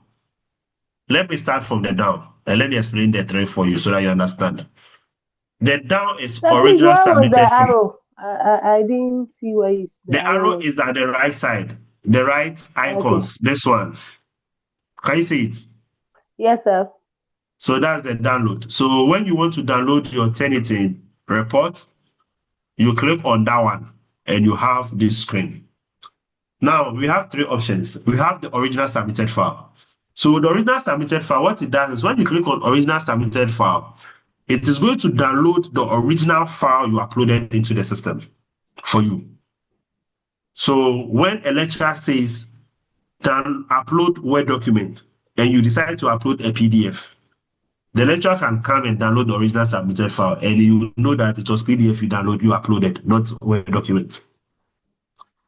Are you following? So that's the original submitted file.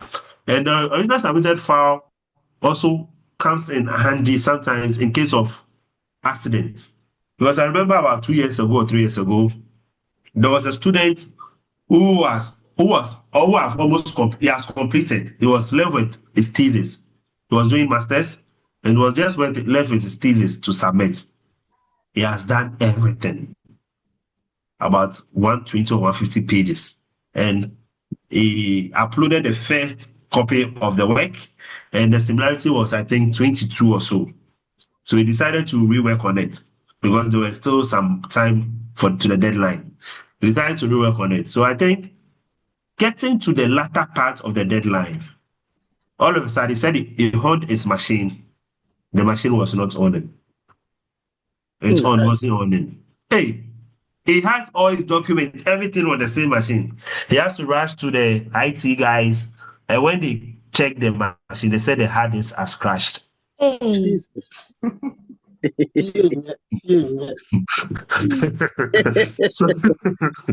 So where is he going to start from? But God being so good, we have the original submitted file there. So all that he did was he looked for a new machine, came. I think that day he has even forgotten his password. So he came, I have to reset it for him. Then he logged in. Then he downloaded the original submitted file. So he was able to get the last copy of the work. Then he also had a chance to do a final editing and re-upload. So imagine the original submitted file is not there. How is it going to start all over from the scratch? So that's one advantage of the original submitted file, because they know sometimes some of these incidents may happen. Okay, so you can always go to the system and download the original file, then you can re-edit it. Okay. Then we have the digital receipt. The digital receipt downloads a one-page document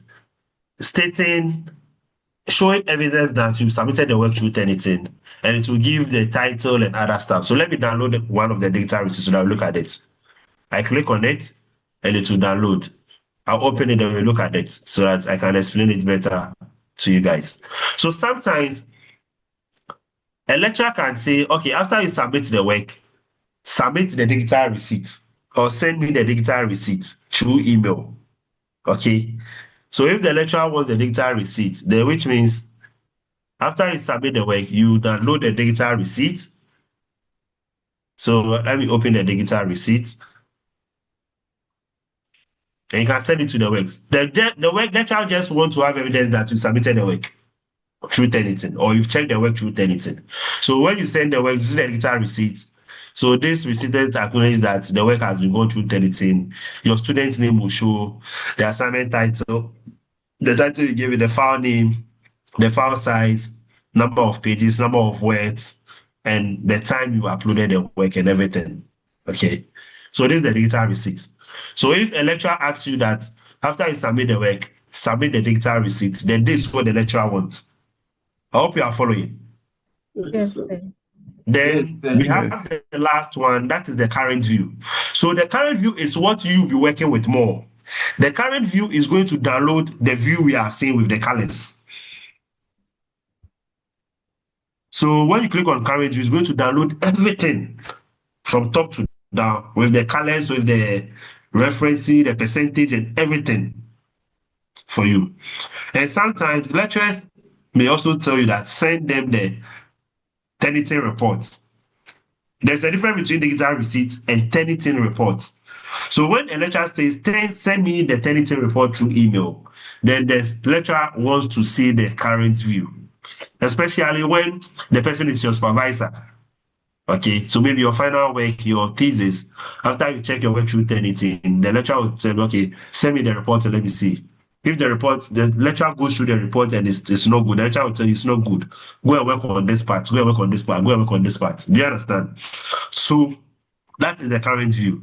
So let me click on it and let it download so that I look at it. So the current view is your friend. So in case you need to rework on your work or re-paraphrase and correct some of the similarities, is the current view you download. Okay, so you download the current view, and that one will, so current view, so that's it. Let me open it. And that's the current view. So I have the work here, and you can see it has my name and other stuffs. Then you can see the work, the highlighting works, just as you were seeing it online. But it's just this one, you can't copy the text, you can't copy the text. That's why in case you need to edit the text, you have to go with either the original submitted file or the copy you have already on your machine. Okay, so you can just go through all of them. So all that is you open this with any PDF downloader you have, any PDF file software you have. Then you can open the original work. Then you can just be going back and forth, paraphrasing it. Then you start from the top to down. Then you notice that when you scroll down to the latter part, we are going to have what? The sources. Okay, so this is the final report, 75%. Then we have what? Where they are coming from. I hope you get it. So this is the report. So let's assume that we downloaded the report and we had 75 and we want to rework on it. How do we do resubmission? So download it, as I said. You do your editing from the actual word, then we are done. Maybe we are done with the editing. Then we will have to come back to re-upload. So we can go offline. You don't necessarily need to be online after you download the report. You can go offline, do your normal thing, do your editing. When you are ready, you come back to the system, come back, log in, and come to the platform again. So the platform again, you navigate again to where the Turnitin is, where the Turnitin link is. So you navigate again to the Turnitin. By this time, we are going to do resubmission. Okay. So we'll come to the same page. This is the 75. We want to submit the updated work. Let me copy the title. Okay, let me just copy the title. So when we are ready to submit the updated work, all that we do is we'll come and click on the same submit paper. You don't go anywhere. It's the same process. You come and click on the submit paper. But this thing will be available if the deadline hasn't elapsed. As soon as the deadline elapsed, you not see the submit paper again. So you click on what? Submit paper. Then you put in the title again. Then you can now upload the, the edited work. So let's say I want to upload the edited work. I want to upload the same file though. I upload the edited work. Then I want us to look at something. It was escaping me. Because when we click on let me go back. When you click on the submit paper, this option pop up. And the first time something like this pop up, right? I hope you remember. Yes. But there's something has been written here, which was not there during the first one. Can anyone read for me so I can explain it? Can anyone read for me? You have already submitted the paper to this assignment, and the similarity report was generated for your submission. If you choose to resubmit your paper, your earlier submission will be replaced and a new report will be generated. After 3 resubmissions, you will need to wait 24 hours after a resubmission to see a new similarity report. Okay, good. Thank you very much. So what this means is that we all agree that we've already submitted the work there and we are doing resubmission. So the system is telling us we are coming to do a resubmission. Okay. And it says that if you choose to resubmit your paper, your earlier submission will be replaced. So it's telling you that when you decide to do a resubmission, the old one will be replaced. It's just as we have a folder on our machine and we have a file named Kwame in that folder. And we decide to copy another file named Kwame in the same format into the same folder. They'll know the system will tell you that Kwame already exists. Do you understand? Then to ask you, do you want to overwrite or replace or something? I'll be get it. If you choose overwrite or replace, then it means the new Kwame you are putting into the file, into the folder, is going to replace what? The old Kwame. And you can't go back to the old Kwame again. So it's the same thing here. Sir. Yes, boss. Please, so when you submit it, there is no way you can delete. Not resubmission. Maybe go back and delete your work. Is No, there a you way can't you delete. do that? You can't delete. Hey. The system, you can't delete from the system. So the only thing you can do is to do resubmission. I can delete from my end as an admin, but students don't have the chance to delete. I said you go and delete from mine. Why? What I submitted. No, you can so just now do it's even resubmission. pending. Yeah, you can do resubmission. So I'll give you some tip.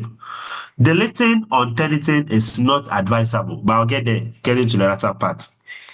It's not advisable. So usually you do a resubmission. So I'll show you that one. So it means when you are doing a resubmission, you are overwriting the already existing submission. Okay. Now, when you do a resubmission, it's that one, the similarity sometimes keeps longer. It doesn't come as fast as the first one. Mm-hmm. It may take like, madam. See, sir, with the first one, mine is still on pending. Yeah, so I'll show you something you get to know. The first one you submitted, it was how many pages? I didn't even say it's a document from work. Oh, okay. So I'll show you. There's a refresh submission there. Click on it, it will come at the top. You see some refresh submission.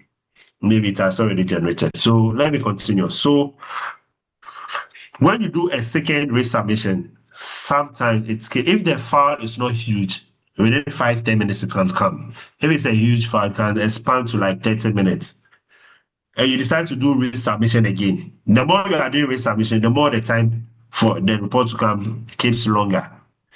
But when you do 3 resubmissions within a 24 hours period, the system will go in pending mode for 24 hours.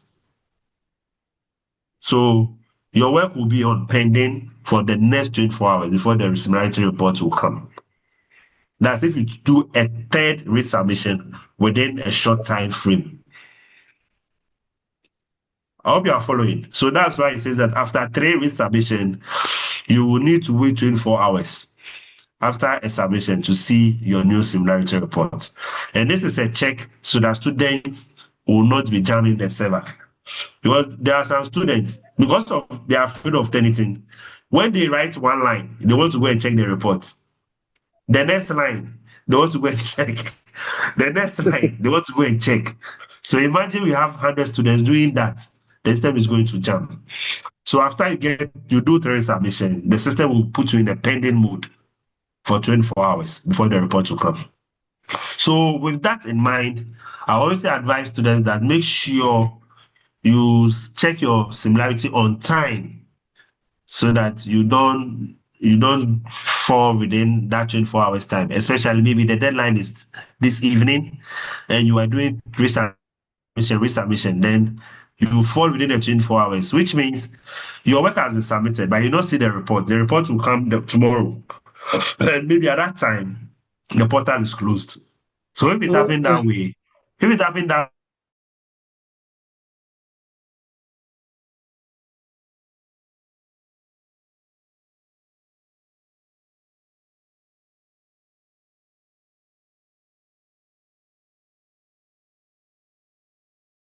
all your resubmissions.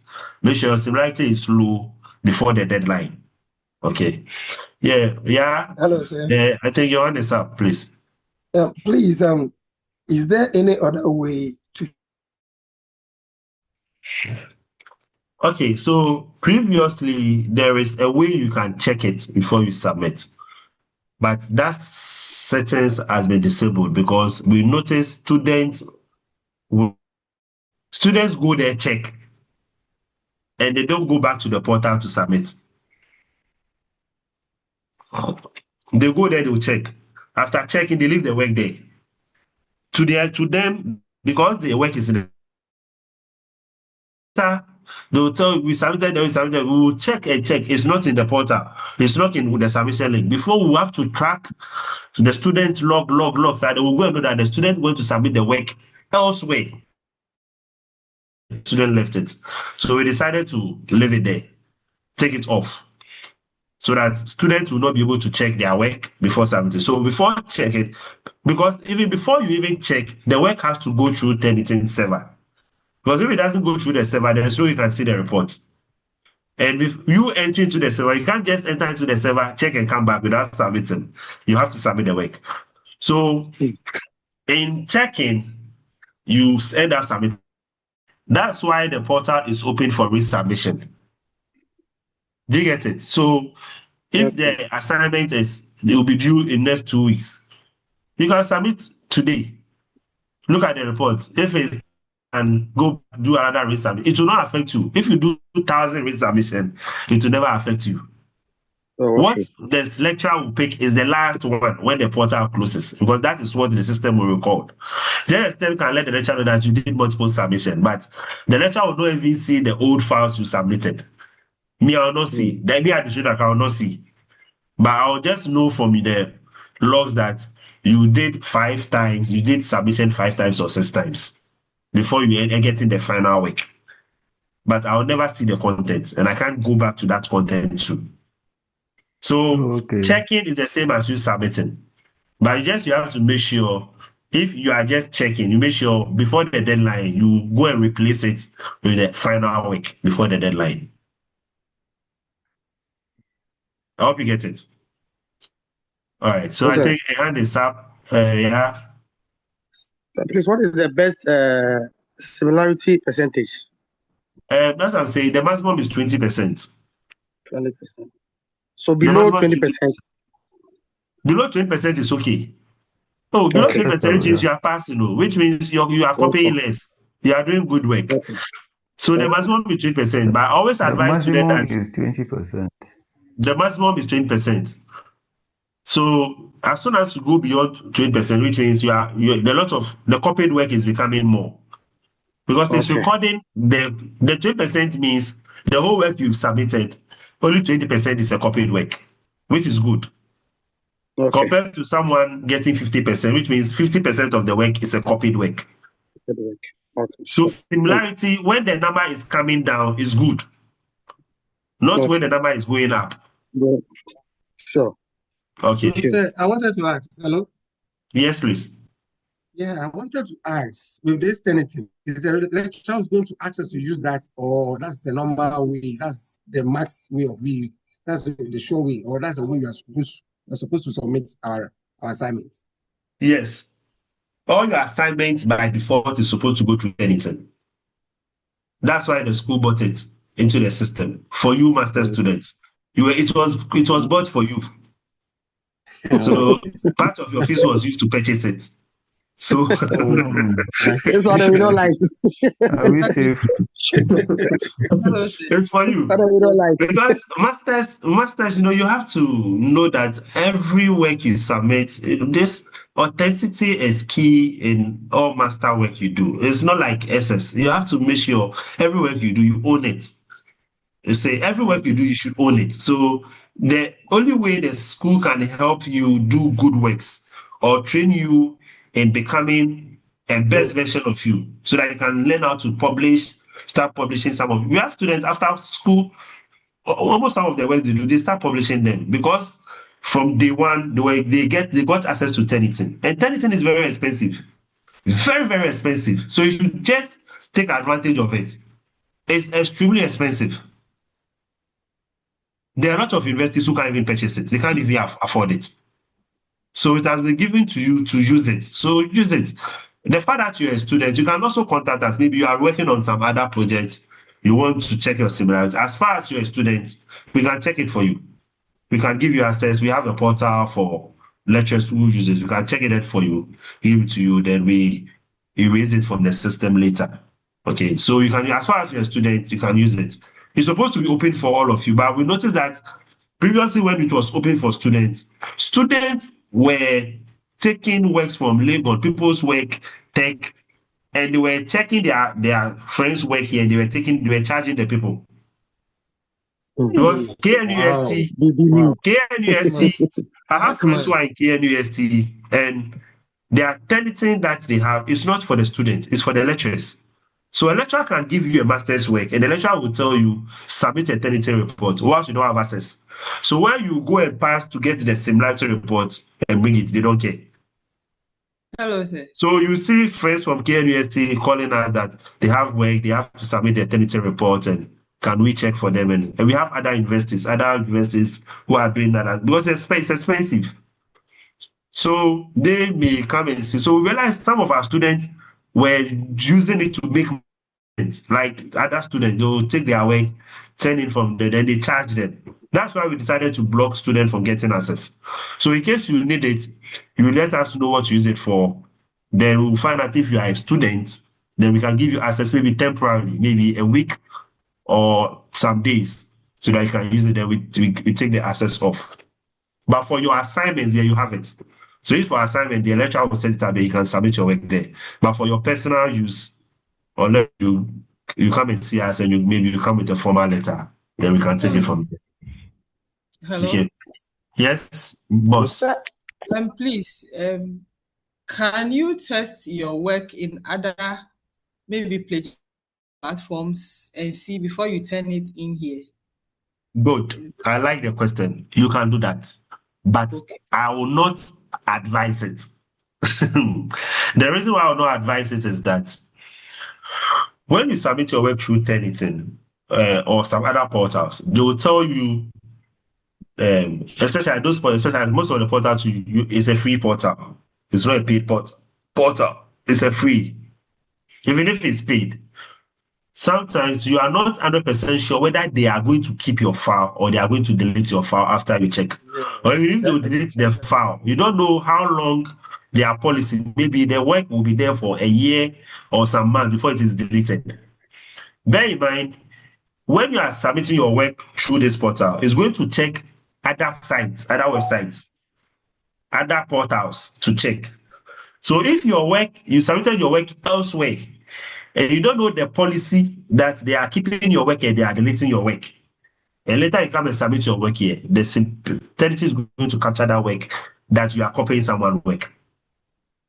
Sure. Okay. And it's even though it's your own work there, it's your own work. It's your own work, but the lecturer may not necessarily go through no, because sometimes when the lecturer wants to access those portals, maybe privacy issues, those portals will not give us access for us to see whose work is that, as in the content of whose work. So the lecturer will know that your work is coming from some other portal, and it's coming it's maybe 20% or 50%, but we will not get access to see the work, and it will come back and hand to yourself. Oh, okay. And we've had such issues. Some students will go and check their work elsewhere. Then finally, when the 32 will pick that work. It's true. I'm a victim. Yes, so it's not advisable. Since you have Turnitin, use the Turnitin. And you can use, that's what I'm saying, because we have the resubmission option. If Anchor, you can't do resubmission, and that's when it will be a challenging something. But you can do resubmission anytime. So you can just submit, check, recheck, then make sure by before the deadline, you have your final work in the system. Okay, so let me just give the title. I want to show you something. Let me upload the work all over again. Now, because it's a resubmission, you can see that the message here has changed what? Resubmission. Hello, sir. Well, yes, boss. Hello. Yes, sir. Please, I have a question. Considering the fact that you said when you submit in a different portal, the Turnitin could subject it to that portal. If we submit here and you are submitting, the Turnitin subject the work you are submitting to the one you earlier on submitted. I don't get it. Okay, so I'm saying that you said when you try checking the plagiarism on other sites, okay, Turnitin will subject your work to that site to cite it for plagiarism. Yes. So not I'm all saying the that time, though. Not all the time, but that's what I'm saying. It may depend on this where you are checking. I don't know their policy. If their policy is to discard the work after you check, then you are free. Okay. But if they are keeping it in their database, then it's likely Turnitin can get access to that content and tell the lecturer that you are copying someone else. What is your own work you went to submit at that particular portal? Okay, so my question is, if I submit in Turnitin and then I edit and resubmit, it doesn't subject the current work to the earlier one submitted? No. That's what I explained earlier about telling you that you're about to replace. And I made that statement that it's like you have a file and you are copying the same file to the same folder. So it overwrites it. Okay. So it overwrites it 100%. And you can't go back to the old file again. Okay, all right. Thank you. So I click on the resubmission to resubmit. Then I finally click on close at the top. Okay, so that's what I'm saying. We have what? Pending. So if your work goes through the 24 hours period, it will be pending for a while. Now, sometimes you can submit your work and you see pending for a while. Maybe the similarity has come, but because this browser doesn't refresh every second, you won't know. So if you wait for a few minutes, all that you can do is you can click on the refresh submission here. Okay. When you click on refresh submission, at that point, it's likely probably the similarity has come, but I don't know. So let me click on it and let's see. You can see the similarity has come. Okay. So the madam who said his work was pending, she can, I don't know, please ask your welcome, the pending work. If the person is still online, you can just click on the refresh submission, then the similarity, Hello, sir. drops. Yes, boss. Sir, please. I think as you were doing, I was also trying. So I was in live. How do you call it? I was also doing it live. So please, when you're done, can you kindly delete it for me? Okay. So, what I want you to do is the delete option is what I come to talk about. Okay. I will not advise the delete. I can delete it at my end. But one thing I want you to know is that when you submit your work through Turnitin, you can see I have what? A Turnitin paper ID. This ID is unique to the submission. So no matter if I do resubmission 1,000 times here, this ID will never change. It still remain. You understand? So it creates a link to this paper. And that link links to all the submission I do. But the next submission I do will replace it. And it will become the fresh one. So what I'll advise people is that if you delete from Turnitin, sometimes it will delete on our portal. But sometimes it takes a little time before it deletes on Turnitin server. It takes a little time. Sometimes a month, sometimes 2 months. So if you want your work you have on Turnitin server to be erased, what you do is you resubmit a dummy file to the same link. Okay. So what you do is you can open a Word document, just type something, my name is, or something, save it, and use it to replace that file. That's all.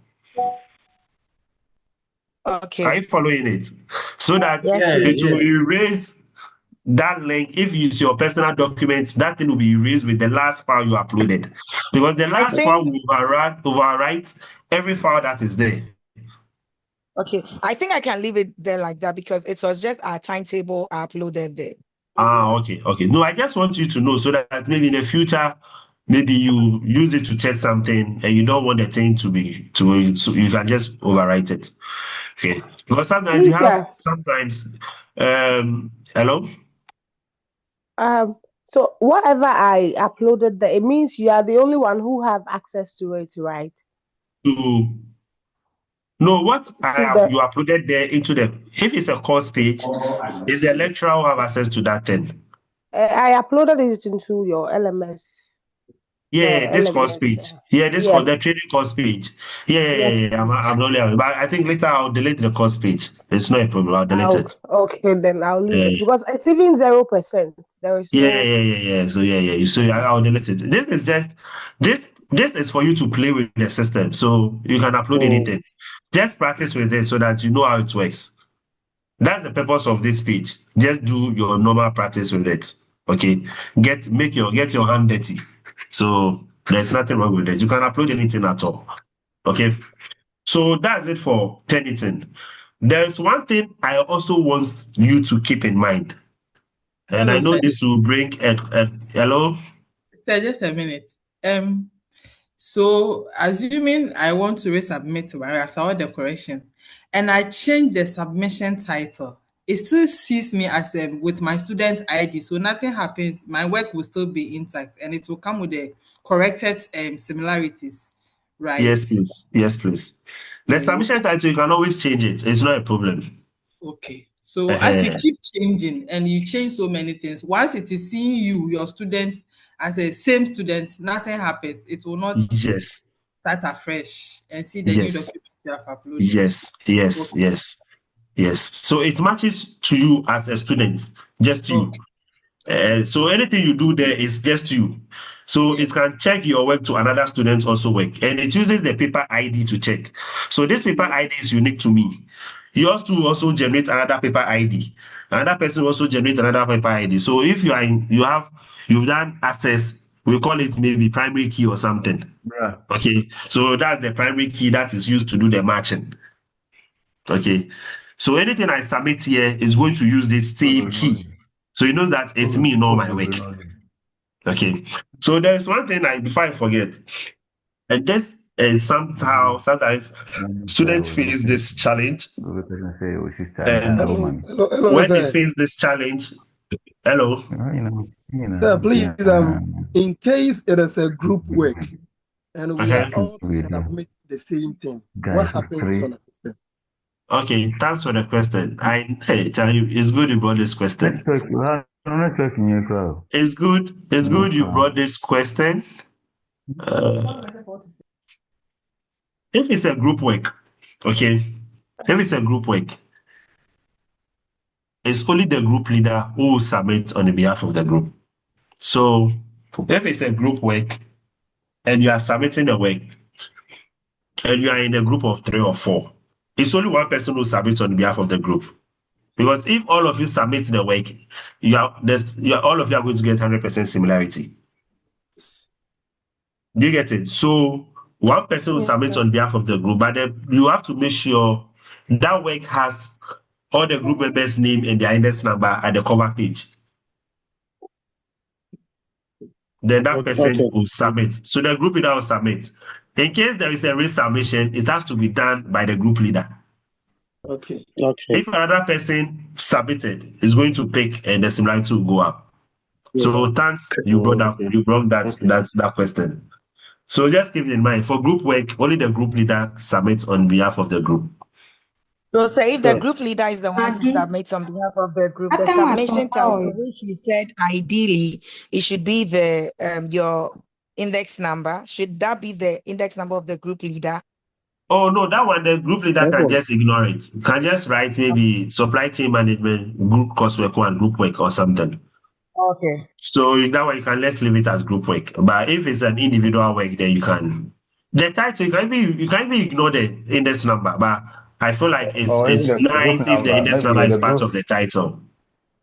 Okay, so that in case the lecturer wants to filter by index number, or maybe there's an issue and the lecturer wants to get to your name, the lecturer can easily filter by index number or by name, and it will be easier.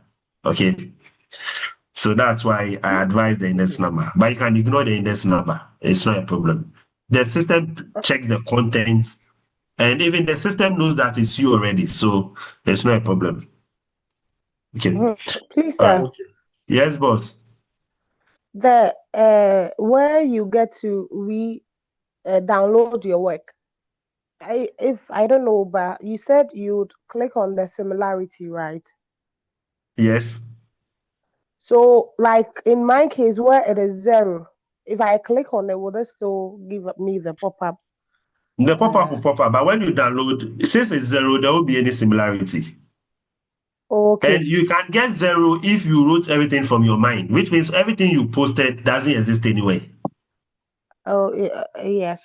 It doesn't exist anywhere. If right now you write myself and you upload it, it will give you 0.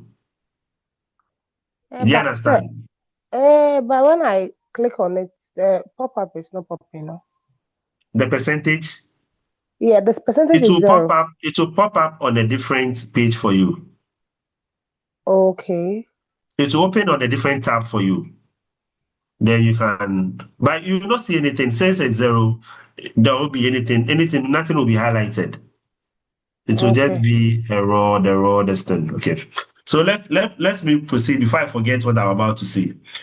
Okay, sir. So one issue that students may also face when it comes to Turnitin is that the fact that your similarity is 10% or 20% is not 100%. The similarity is not static. Let me say it's not static. Let me use it, it's not static. It will only be static if you do proper paraphrasing. If you didn't do proper paraphrasing, your similarity can change. And the reason is that sometimes students end up sharing their answers with their friends. You are in a class of 40. You submitted your work, you got 15%, you are happy. Then one of your friends decided that, he was not able to do the work. You had pity on your friend. You decided to give your friend a paragraph of your work. And you tell your friend, do proper paraphrasing. But bear in mind, the person who didn't get the time to do the work will never get time to do proper paraphrasing. Just keep in mind. So if you're helping your friend, just be careful. You can say, don't worry, I'll paraphrase. Massa, you got the whole time. You even answer question 1. You even start the question. And he will get time to do proper paraphrasing. He won't. So if you decide to give a portion of your work to your friend, and your friend didn't do proper paraphrasing, as soon as he submits his work, it's coming to hunt you. The system will recheck his work and your work. So if the system notices that the new work that is coming to the system has the same content with an existing work, which means your similarity is now, the system is going to recheck your work again, and it's going to re-update your similarity for you. And that's how the system works. So if you are doing independent work, make sure it's independent work. If you share your answer with a friend and your friend doesn't do proper phrasing, your similarity will change. Just keep that in mind. So it's just a caution. Even if you are the first to submit your work. Yes, I'm coming there. Yes, even if you are the first to submit your work, that's why you don't need to share your answer with someone. And this system is used to check that. It doesn't matter who comes first. Now, there's another issue that you can also face. You submitted your work first, just as one of your colleagues voiced out. You submitted your work first. You had, let's say, 18% similarity. You said, 80% is too high. We want to get down small. So you decided to rework on your work. You can go and rework on your work and come and submit, and you still get 18%. Or if you are not even lucky, you can even get 19 or 20%. And I'm going to explain to you why it can happen that way. So that when you face that challenge, you know where the problem is coming from. Now, you are in a class of 100. You submitted your work first. You had what? 18%. After Turnitin checked everything, it checked everything, and you had 80%. But just keep in mind that the student paper it checked, there was none of your colleagues were in the portal by then. You were the only person. So Turnitin didn't get a chance to check student paper because your colleagues, you were the first, or maybe you were the third. So it only checked with only a sizable number of papers in the work in the system. Now, after you did a paraphrasing and you did really work on it and you came back, there are about 80 more works in the system from your colleagues. So now when the system checked, you notice that the publications and internet sources will not change. It will be paper. But when it comes to student paper may change. Because maybe then the first one you were submitting, the sentences or the paragraph that were not captured, now that you are submitting, your friends' work that are in the system are having the same paragraph as you. And it will capture them. Are we getting it? So, re-submission or re-paraphrasing doesn't 100% mean that your work will come down, especially if you didn't do proper paraphrasing and the class size is large and most of you are answering the same question and most of you are using the same book and like the same content, then you encounter that problem. That's why I was saying when it comes to the finance class, they face that problem because of the student paper, the same formula, the same calculations, and everybody's doing the same thing. So the similarity will jump. So just keep that in mind. If you submit your paper first and you do proper paraphrasing, no matter the number of papers that will come into the system, it will not change. And I have proof of that. And I have studied the system. I know that's how the system works. If you don't do proper paraphrasing, as far as students, your colleagues start submitting their work, your work may be changing. They may be changing. But usually, from my experience, if it has changed +1 or +2, you understand? Okay. +1 or +2. Unless you really do good work, that's where you can get +5. Okay, but if it has changed +1, sometimes it's not even +1. Some few changes will come in. So that's I advise students that don't leave your similarity at the 20% benchmark. Try and bring it down a little so that in case it will change a +1 or +2, you'll still be below the 20 mark. So try and target 15%. Okay, and you can do it. 50%, you can easily do it. You can easily do it. So that if you do 50% into the system, you don't care. You know that even if 2,000 works are submitted, you get +1 or acquire +2, then you are good to go. That's what I'm saying. There are a lot of papers in the system that has been in the system for like 9 years. And that's up to now, they are still static. They don't change. Okay. Yeah. Okay. So that is one key point I need you to know. But just keep in mind that what will let your work change a student paper. That is the killer for students. Because internet sources is static, it will not change. If the thing said this paragraph came from this website, that content is static, it will not change. So as soon as you paraphrase it, you are gone. If it tells you this site is coming from a journal or an article, as soon as you paraphrase it, you are gone. But what will cause your paper to be increasing or going up is student paper. And that will be coming from your colleagues.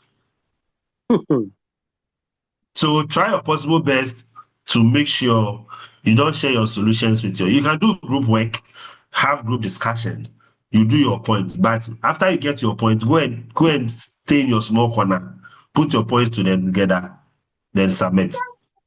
That's what I'm saying. That's as I started by saying, if I give you the key points and I ask you to write about myself, none of you are going to get the same thing. If you are in Kumasi and your paragraph or your one page is the same as someone who is in Koforidua. How possible? It's never possible. There is something fishy somewhere. And anytime those things happen, it's two things.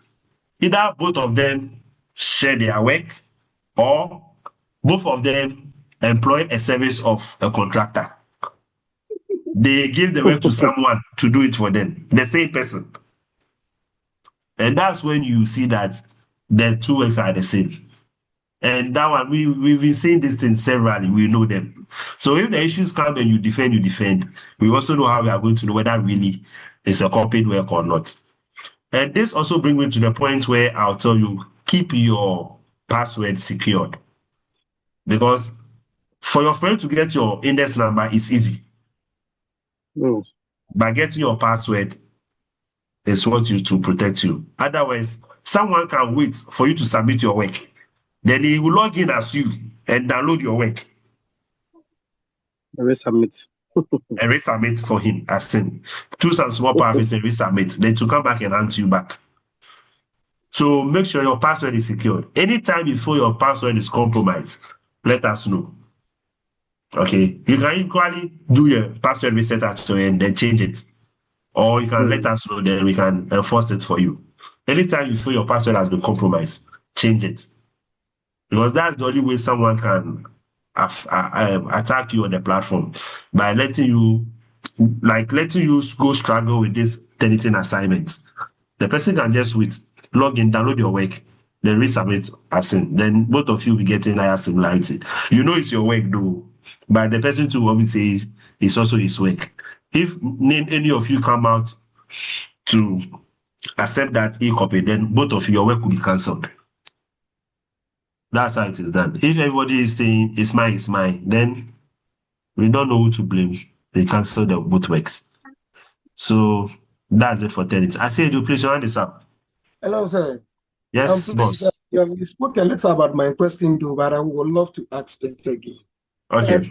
Regarding to let's say group studies. Okay. In case you made your friends, you went on a discussion. Obviously, most of the points that you guys raise are what you are going to write. It is the case, maybe sentences, not a whole paragraph, but you could see that every paragraph, maybe 2 or 3 sentences are the same as your other colleagues. And that's not a colleague, but multiples of colleagues, because you had group discussion. What happens to you then? Okay, so sentences doesn't affect similarity like that. If a sentence is highlighted, that would be a 0.00002% or something. What increased similarity is paragraphs, not sentences. So you can get a work that you see that this sentence has been highlighted, this sentence has been highlighted. It's normal. It's normal. But lecturers will be looking at paragraphs. Do you understand? A paragraph, like a block highlighted. That is what lecturers will be looking at. But not the boy is going to school, which someone of us has written. It's a mere sentence. Do you understand? But even that one, even itself, since you are writing it on your own, it may change from one person to another person, unless it's technical. If it's technical, okay, and that you can't do away with that word, and everybody is repeating that sentence, then fine. But sentences does not really affect similarity like that. Let's look at something here on the page. Let's go down to less than 1%. Less than 1%, 14. Oh. Okay, so less than 1%, 14. I want to look at the 14. What is causing the 14? So we have this.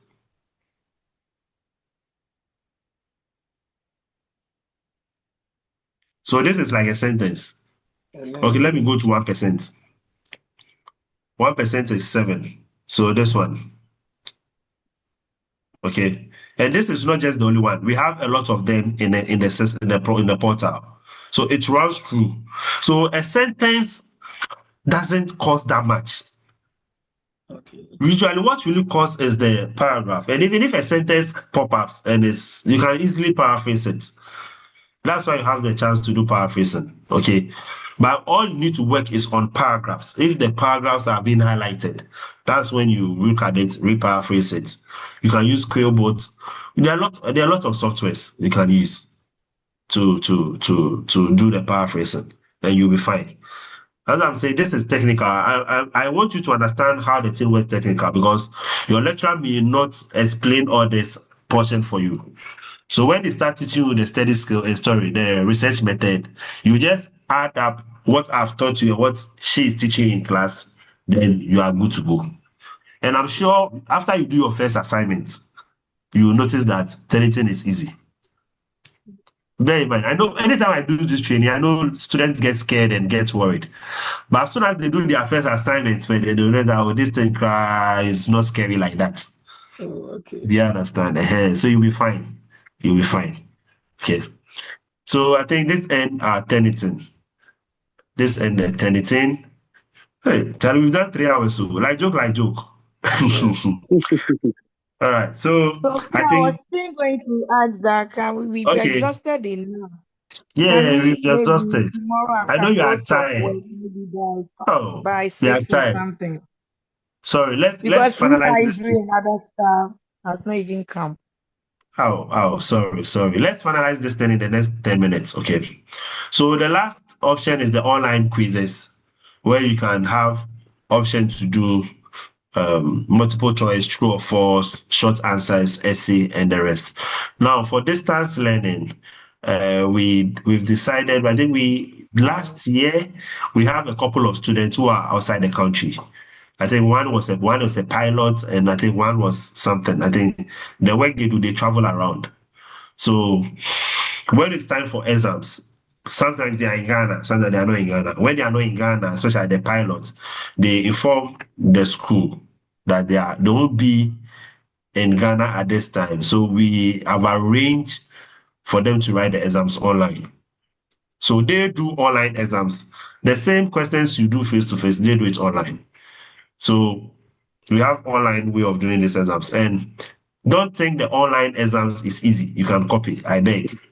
It's even tedious than those who come and do it face to face, because they do the same thing, the same time. If it's 2 hours, it's 2 hours. They type on the system. Now, for online exams, we have enabled a feature that is called a safe exam browser. You have to install it on your machine. So if you want to go for the online exams, and you have to prove to us that you are not around and you are supposed to do it online. It's not that you just come and tell that you want to do it online. No. It's face to face. But maybe due to work and other stuff, you have to bring letter. And if it's approved, then before the exams, I'll have another training section with you. There are certain softwares you need to have on your machine you install. Your machine needs to have a camera. If you don't have a camera, you can't start the exams. The exams will not even start in the first place. Your camera needs to be on. As soon as it goes off, the portal closes. Then the system, the software you'll be using for the exams takes full control of your machine. As soon as you launch your exams, you can't do anything on your machine until you are done with your exams. You can't open browser, you can't play music, you can't do anything. Also, we have a software, a pictorial software, a blockchain software that is going to record you on your phone, on your laptop. So the camera will be recording you. So we see your space. Then you have to get a smartphone to join a Zoom. We have a Zoom that everybody you join, and your camera and your phone has to be on. That can capture your space. That we see that there's no one around you. So the online exams is not anything. It's very, very tedious. And to tell you the truth, don't joke with it. So it's not that it's difficult, but if you've already studied, then you can do individual work, you are good to go. Okay. So that's the option of the online exam. So the exams can be objectives, the true or false, the short essays, and the rest. I think the time is going. I would have demonstrated one for you to see. The time is going. Maybe in the future, we'll look at that. Okay. So that option is there. So when you go to the portal, I have this online quiz exams there. You can play around with it. And the questions there is for everything we've learned from yesterday. So you can just go there, try your hands around them. So that's it for it. Then the final part is tracking your progress. So you notice that from the portal, this one is take done, this one is not take done, this one is take done, this one is take done. So because currently I have 5 things tracking and I've done 3 of them, when I come back to my courses, I'm supposed to see 60% complete. 60% complete. You get it? So when you do everything and you do all the activities, then it moves towards 100% complete. So that's for the tracking. Now, there's another one thing I also want you to know before we end the section is under the notification. So when you look at the notification where I have the number 3, if I click on it, you can see under it, I have this small icon, notification preferences. I believe you can all see it. Can you see it? The notification preferences. So yes. I'll urge you all to click it at your leisure time. Then with this one, you the student, you can tell the system what you want to be notified on and what you don't want to get notification on. So if you don't want to get notification on anything, you can disable notification. Then you don't get anything. But if you want to be notified on certain things, we have what? Web and email. So web is things that will come to the browser here at the top. Then email are things that the system will send email to. So you have assignment notification. When assignment is set, do you want to get email? Yes. When assignment is due soon, you want to get email or just web. When assignment is due in 7 days, maybe 7 days to the deadline of the assignment, do you want to get notification on both web and email? You turn it on and off. If you don't want it, you can turn it off. Feedback, you turn it on. So you can play around with it. Forums. When forums, you want to get notification. Maybe you don't want forum subscription, you'll be getting emails. You can turn them off. Lesson, quizzes. So we have all this option. Turn it in. Okay. When there's a turn it in, a lecture, all those things is up to you. We've set some by default. But if you think what we said, you don't like it, you have the option to turn some of them off.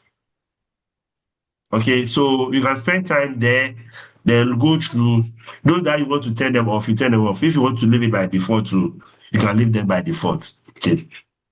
Then finally, how do you reach us if you have any issue? If you have any issue, to send message to our department, we can all say this thing at the, I hope this thing has been there from the beginning. This thing. Which one? Yes. Yes. What the Yes. message is there. Box. Yes. So when you have any Okay, issue, the yellow icon. yes, when you have any issue, even though my number is there, you can WhatsApp me, but sometimes maybe I may be busy and I may not respond on time. Okay. If you have any issue, you can click on this message box, then you can send message to our department. We have 24/7, we have students, we have intern staff that are responding to the messages. Because today is a weekend, that's one is offline. But even weekends, once in a while, if I wasn't training you, I would have been online. Once I come maybe in the morning, 30 minutes to 1 hour, I'll be online to see if there are issues are resolved. And maybe I do my things. Then the afternoon, I log in again.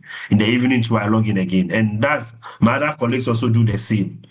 Okay, so as for weekends, sometimes you come, we are offline, we are online. But during the weekdays, we are always online from, I think, 8 to like 5. So if you have any issue, you can also send it here. And if I'm not available, any of my colleagues may pick the issue and either call you or solve it out for you. Now, when you are sending a message to us, make sure you have your index number in your message. Sometimes students can just send a message, hello, I have issue, I can't log in, or I can't see my assignments.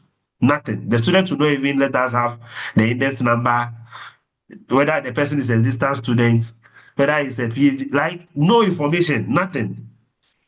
Just vague message. Then we have to now come back and ask you what's your index number. So when you are sending a message, try and bear in mind, maybe we will come and send a message and you're also offline. Later, the time you see the message and respond, we are also offline. then we'll be going back and forth, back and forth. So when you are sending a message, try and let us have maybe your name, your program, your index number, then let us know the issue. When you are, if you're a distance student, let us know. Then we'll know how best we can resolve it. If your message is not clear, we will get a chance to call you. Because if I send a message right now, hi, before the message goes, I'm going to get the option to what? Enter my name and my email and my phone number.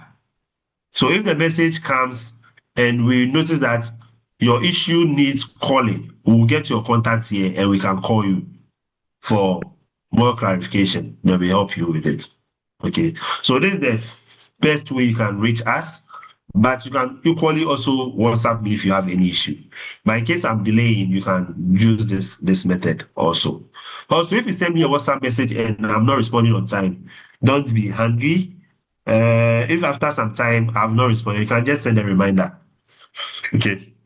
Though sometimes I get a lot of messages, so the messages comes down faster. Maybe your message came and I was busy. Before I came attending to the WhatsApp messages, other student messages have come and yours has come down. And I'll start answering from the top. So sometimes I'll not get down, I'll start doing another thing, and I may not, it may be like a day or two, maybe I've not even gotten to your message yet. So if you send a message and it's keeping long, you can quickly send a reminder so that your message comes on top, so that I can easily address it. Okay. So I think that is all for now. Please, sir. Yes, boss. Would you please leave your contact in the chat box? Some of us did not get your contact yesterday. Okay, so my contact is on the page. So let me just go to the page once more. Hi, sir. Can I ask a question? And sir, Yeah, you please, can. and Okay. sir, please, how do you call it? Are we, when will you take us through the e-library, and more especially, how are we going to be able to find probably past questions and other stuff? Okay, so that one, the e-library will be handled by Benedicta. Handled by Benedicta. So I think she handles the past questions and everything, because that one is a library something. You understand? They keep archives of all those things. So since you brought it up, I know they've done arrangement for her to come and meet you guys. So on Monday, I'll talk to the HOD. Then we'll see how maybe they can set up maybe a 2 hours one of the days, so that she can also take you through the library and how you can access anything concerning that particular department. Okay. So she will do Hello, that. sir. And that's hello, boss. Good evening again. Yeah, good evening, sir. My challenge is how to activate my email. Please, I don't know how you can help me do that. Okay, to get a notification. That's my challenge I'm facing. Okay, so what we can do is you send me a WhatsApp message with your name and this number, and just let me know that you have issue with your student email. Okay. I'll try and see. I'll try and see if I can sort it out today. If I'm able to sort it out today, by tomorrow, I'll get back to you on tomorrow. So just send me a WhatsApp message with the issue. I'll look at it and get back to you. Okay. Okay, sir. Okay, sir. Thank you very much. You're welcome. Any more question? I think we've done 3 hours. Wow. Well done. So if there is no more Please, further sir. question. Yes, sir. Please, sir. As said Yes, yesterday, boss. you said our courses were yet to be uploaded onto the page, which indeed was done. But then, Yeah, I've done with some, yes, but not all of them. with Yeah. the HR with informatics, we Mhm. realized that research methods per the course, but per the timetable, the course code is BUR something, but on the portal it is M something something. 000, right? Yes. 00. Yeah, I saw it. So I'll rectify it. Okay, so The timetable I had, I think, and then they didn't add the course code, so I put 00. So I'll correct. I wanted to confirm the course code from the department before updating it. So I decided that's why I did okay, the 000. So I'll do the correction by tomorrow when I confirm the course code. okay, sir. All right. All right. All right. Thank you very much. So Thank you. I think good night, and we'll meet another time with another 10 altogether, maybe another webinar or Sir, something. Yes, please, sir. madam. Seth, sent a message. He's saying that what he registered for and the timetable are different. So what is he to do? Is he supposed to reach out to you? I registered and the timetable are different. Seth, I don't know, because the timetable I sent was the whole timetable depending on the program. I sent in bulk all the programs, so you have to select the program. What are registered for, like for logistics and procurement? You registered for what? Logistics and procurement, MSc. And the courses they offered me with the courses on the timetable is different. Are you sure? Yes. Logistics and procurement. Yeah. On the timetable. You are doing strategic supply chain.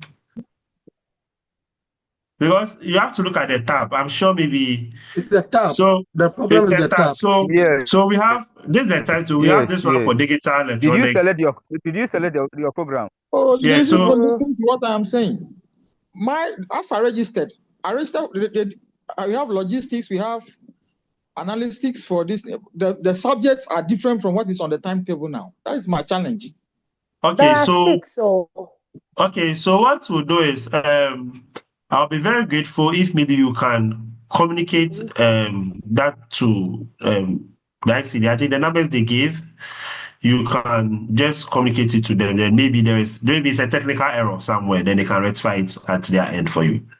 Okay, sir. But this is the course, I think, procurement and logistics, this is the models they are doing, right? Strategic supply chain management, logistic management, the research method.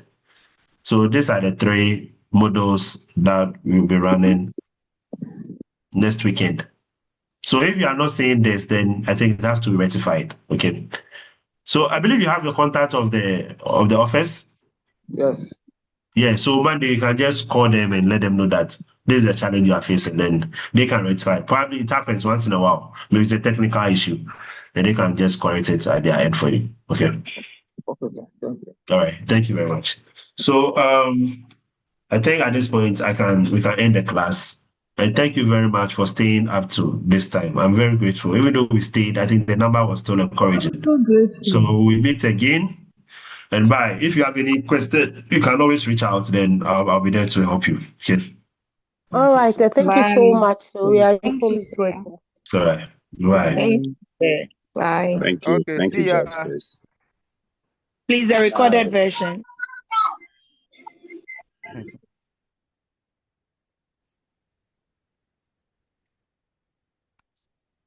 All that you're going to now is the 31, 30, 29, 28, 27. Everybody's going out. So we just leave.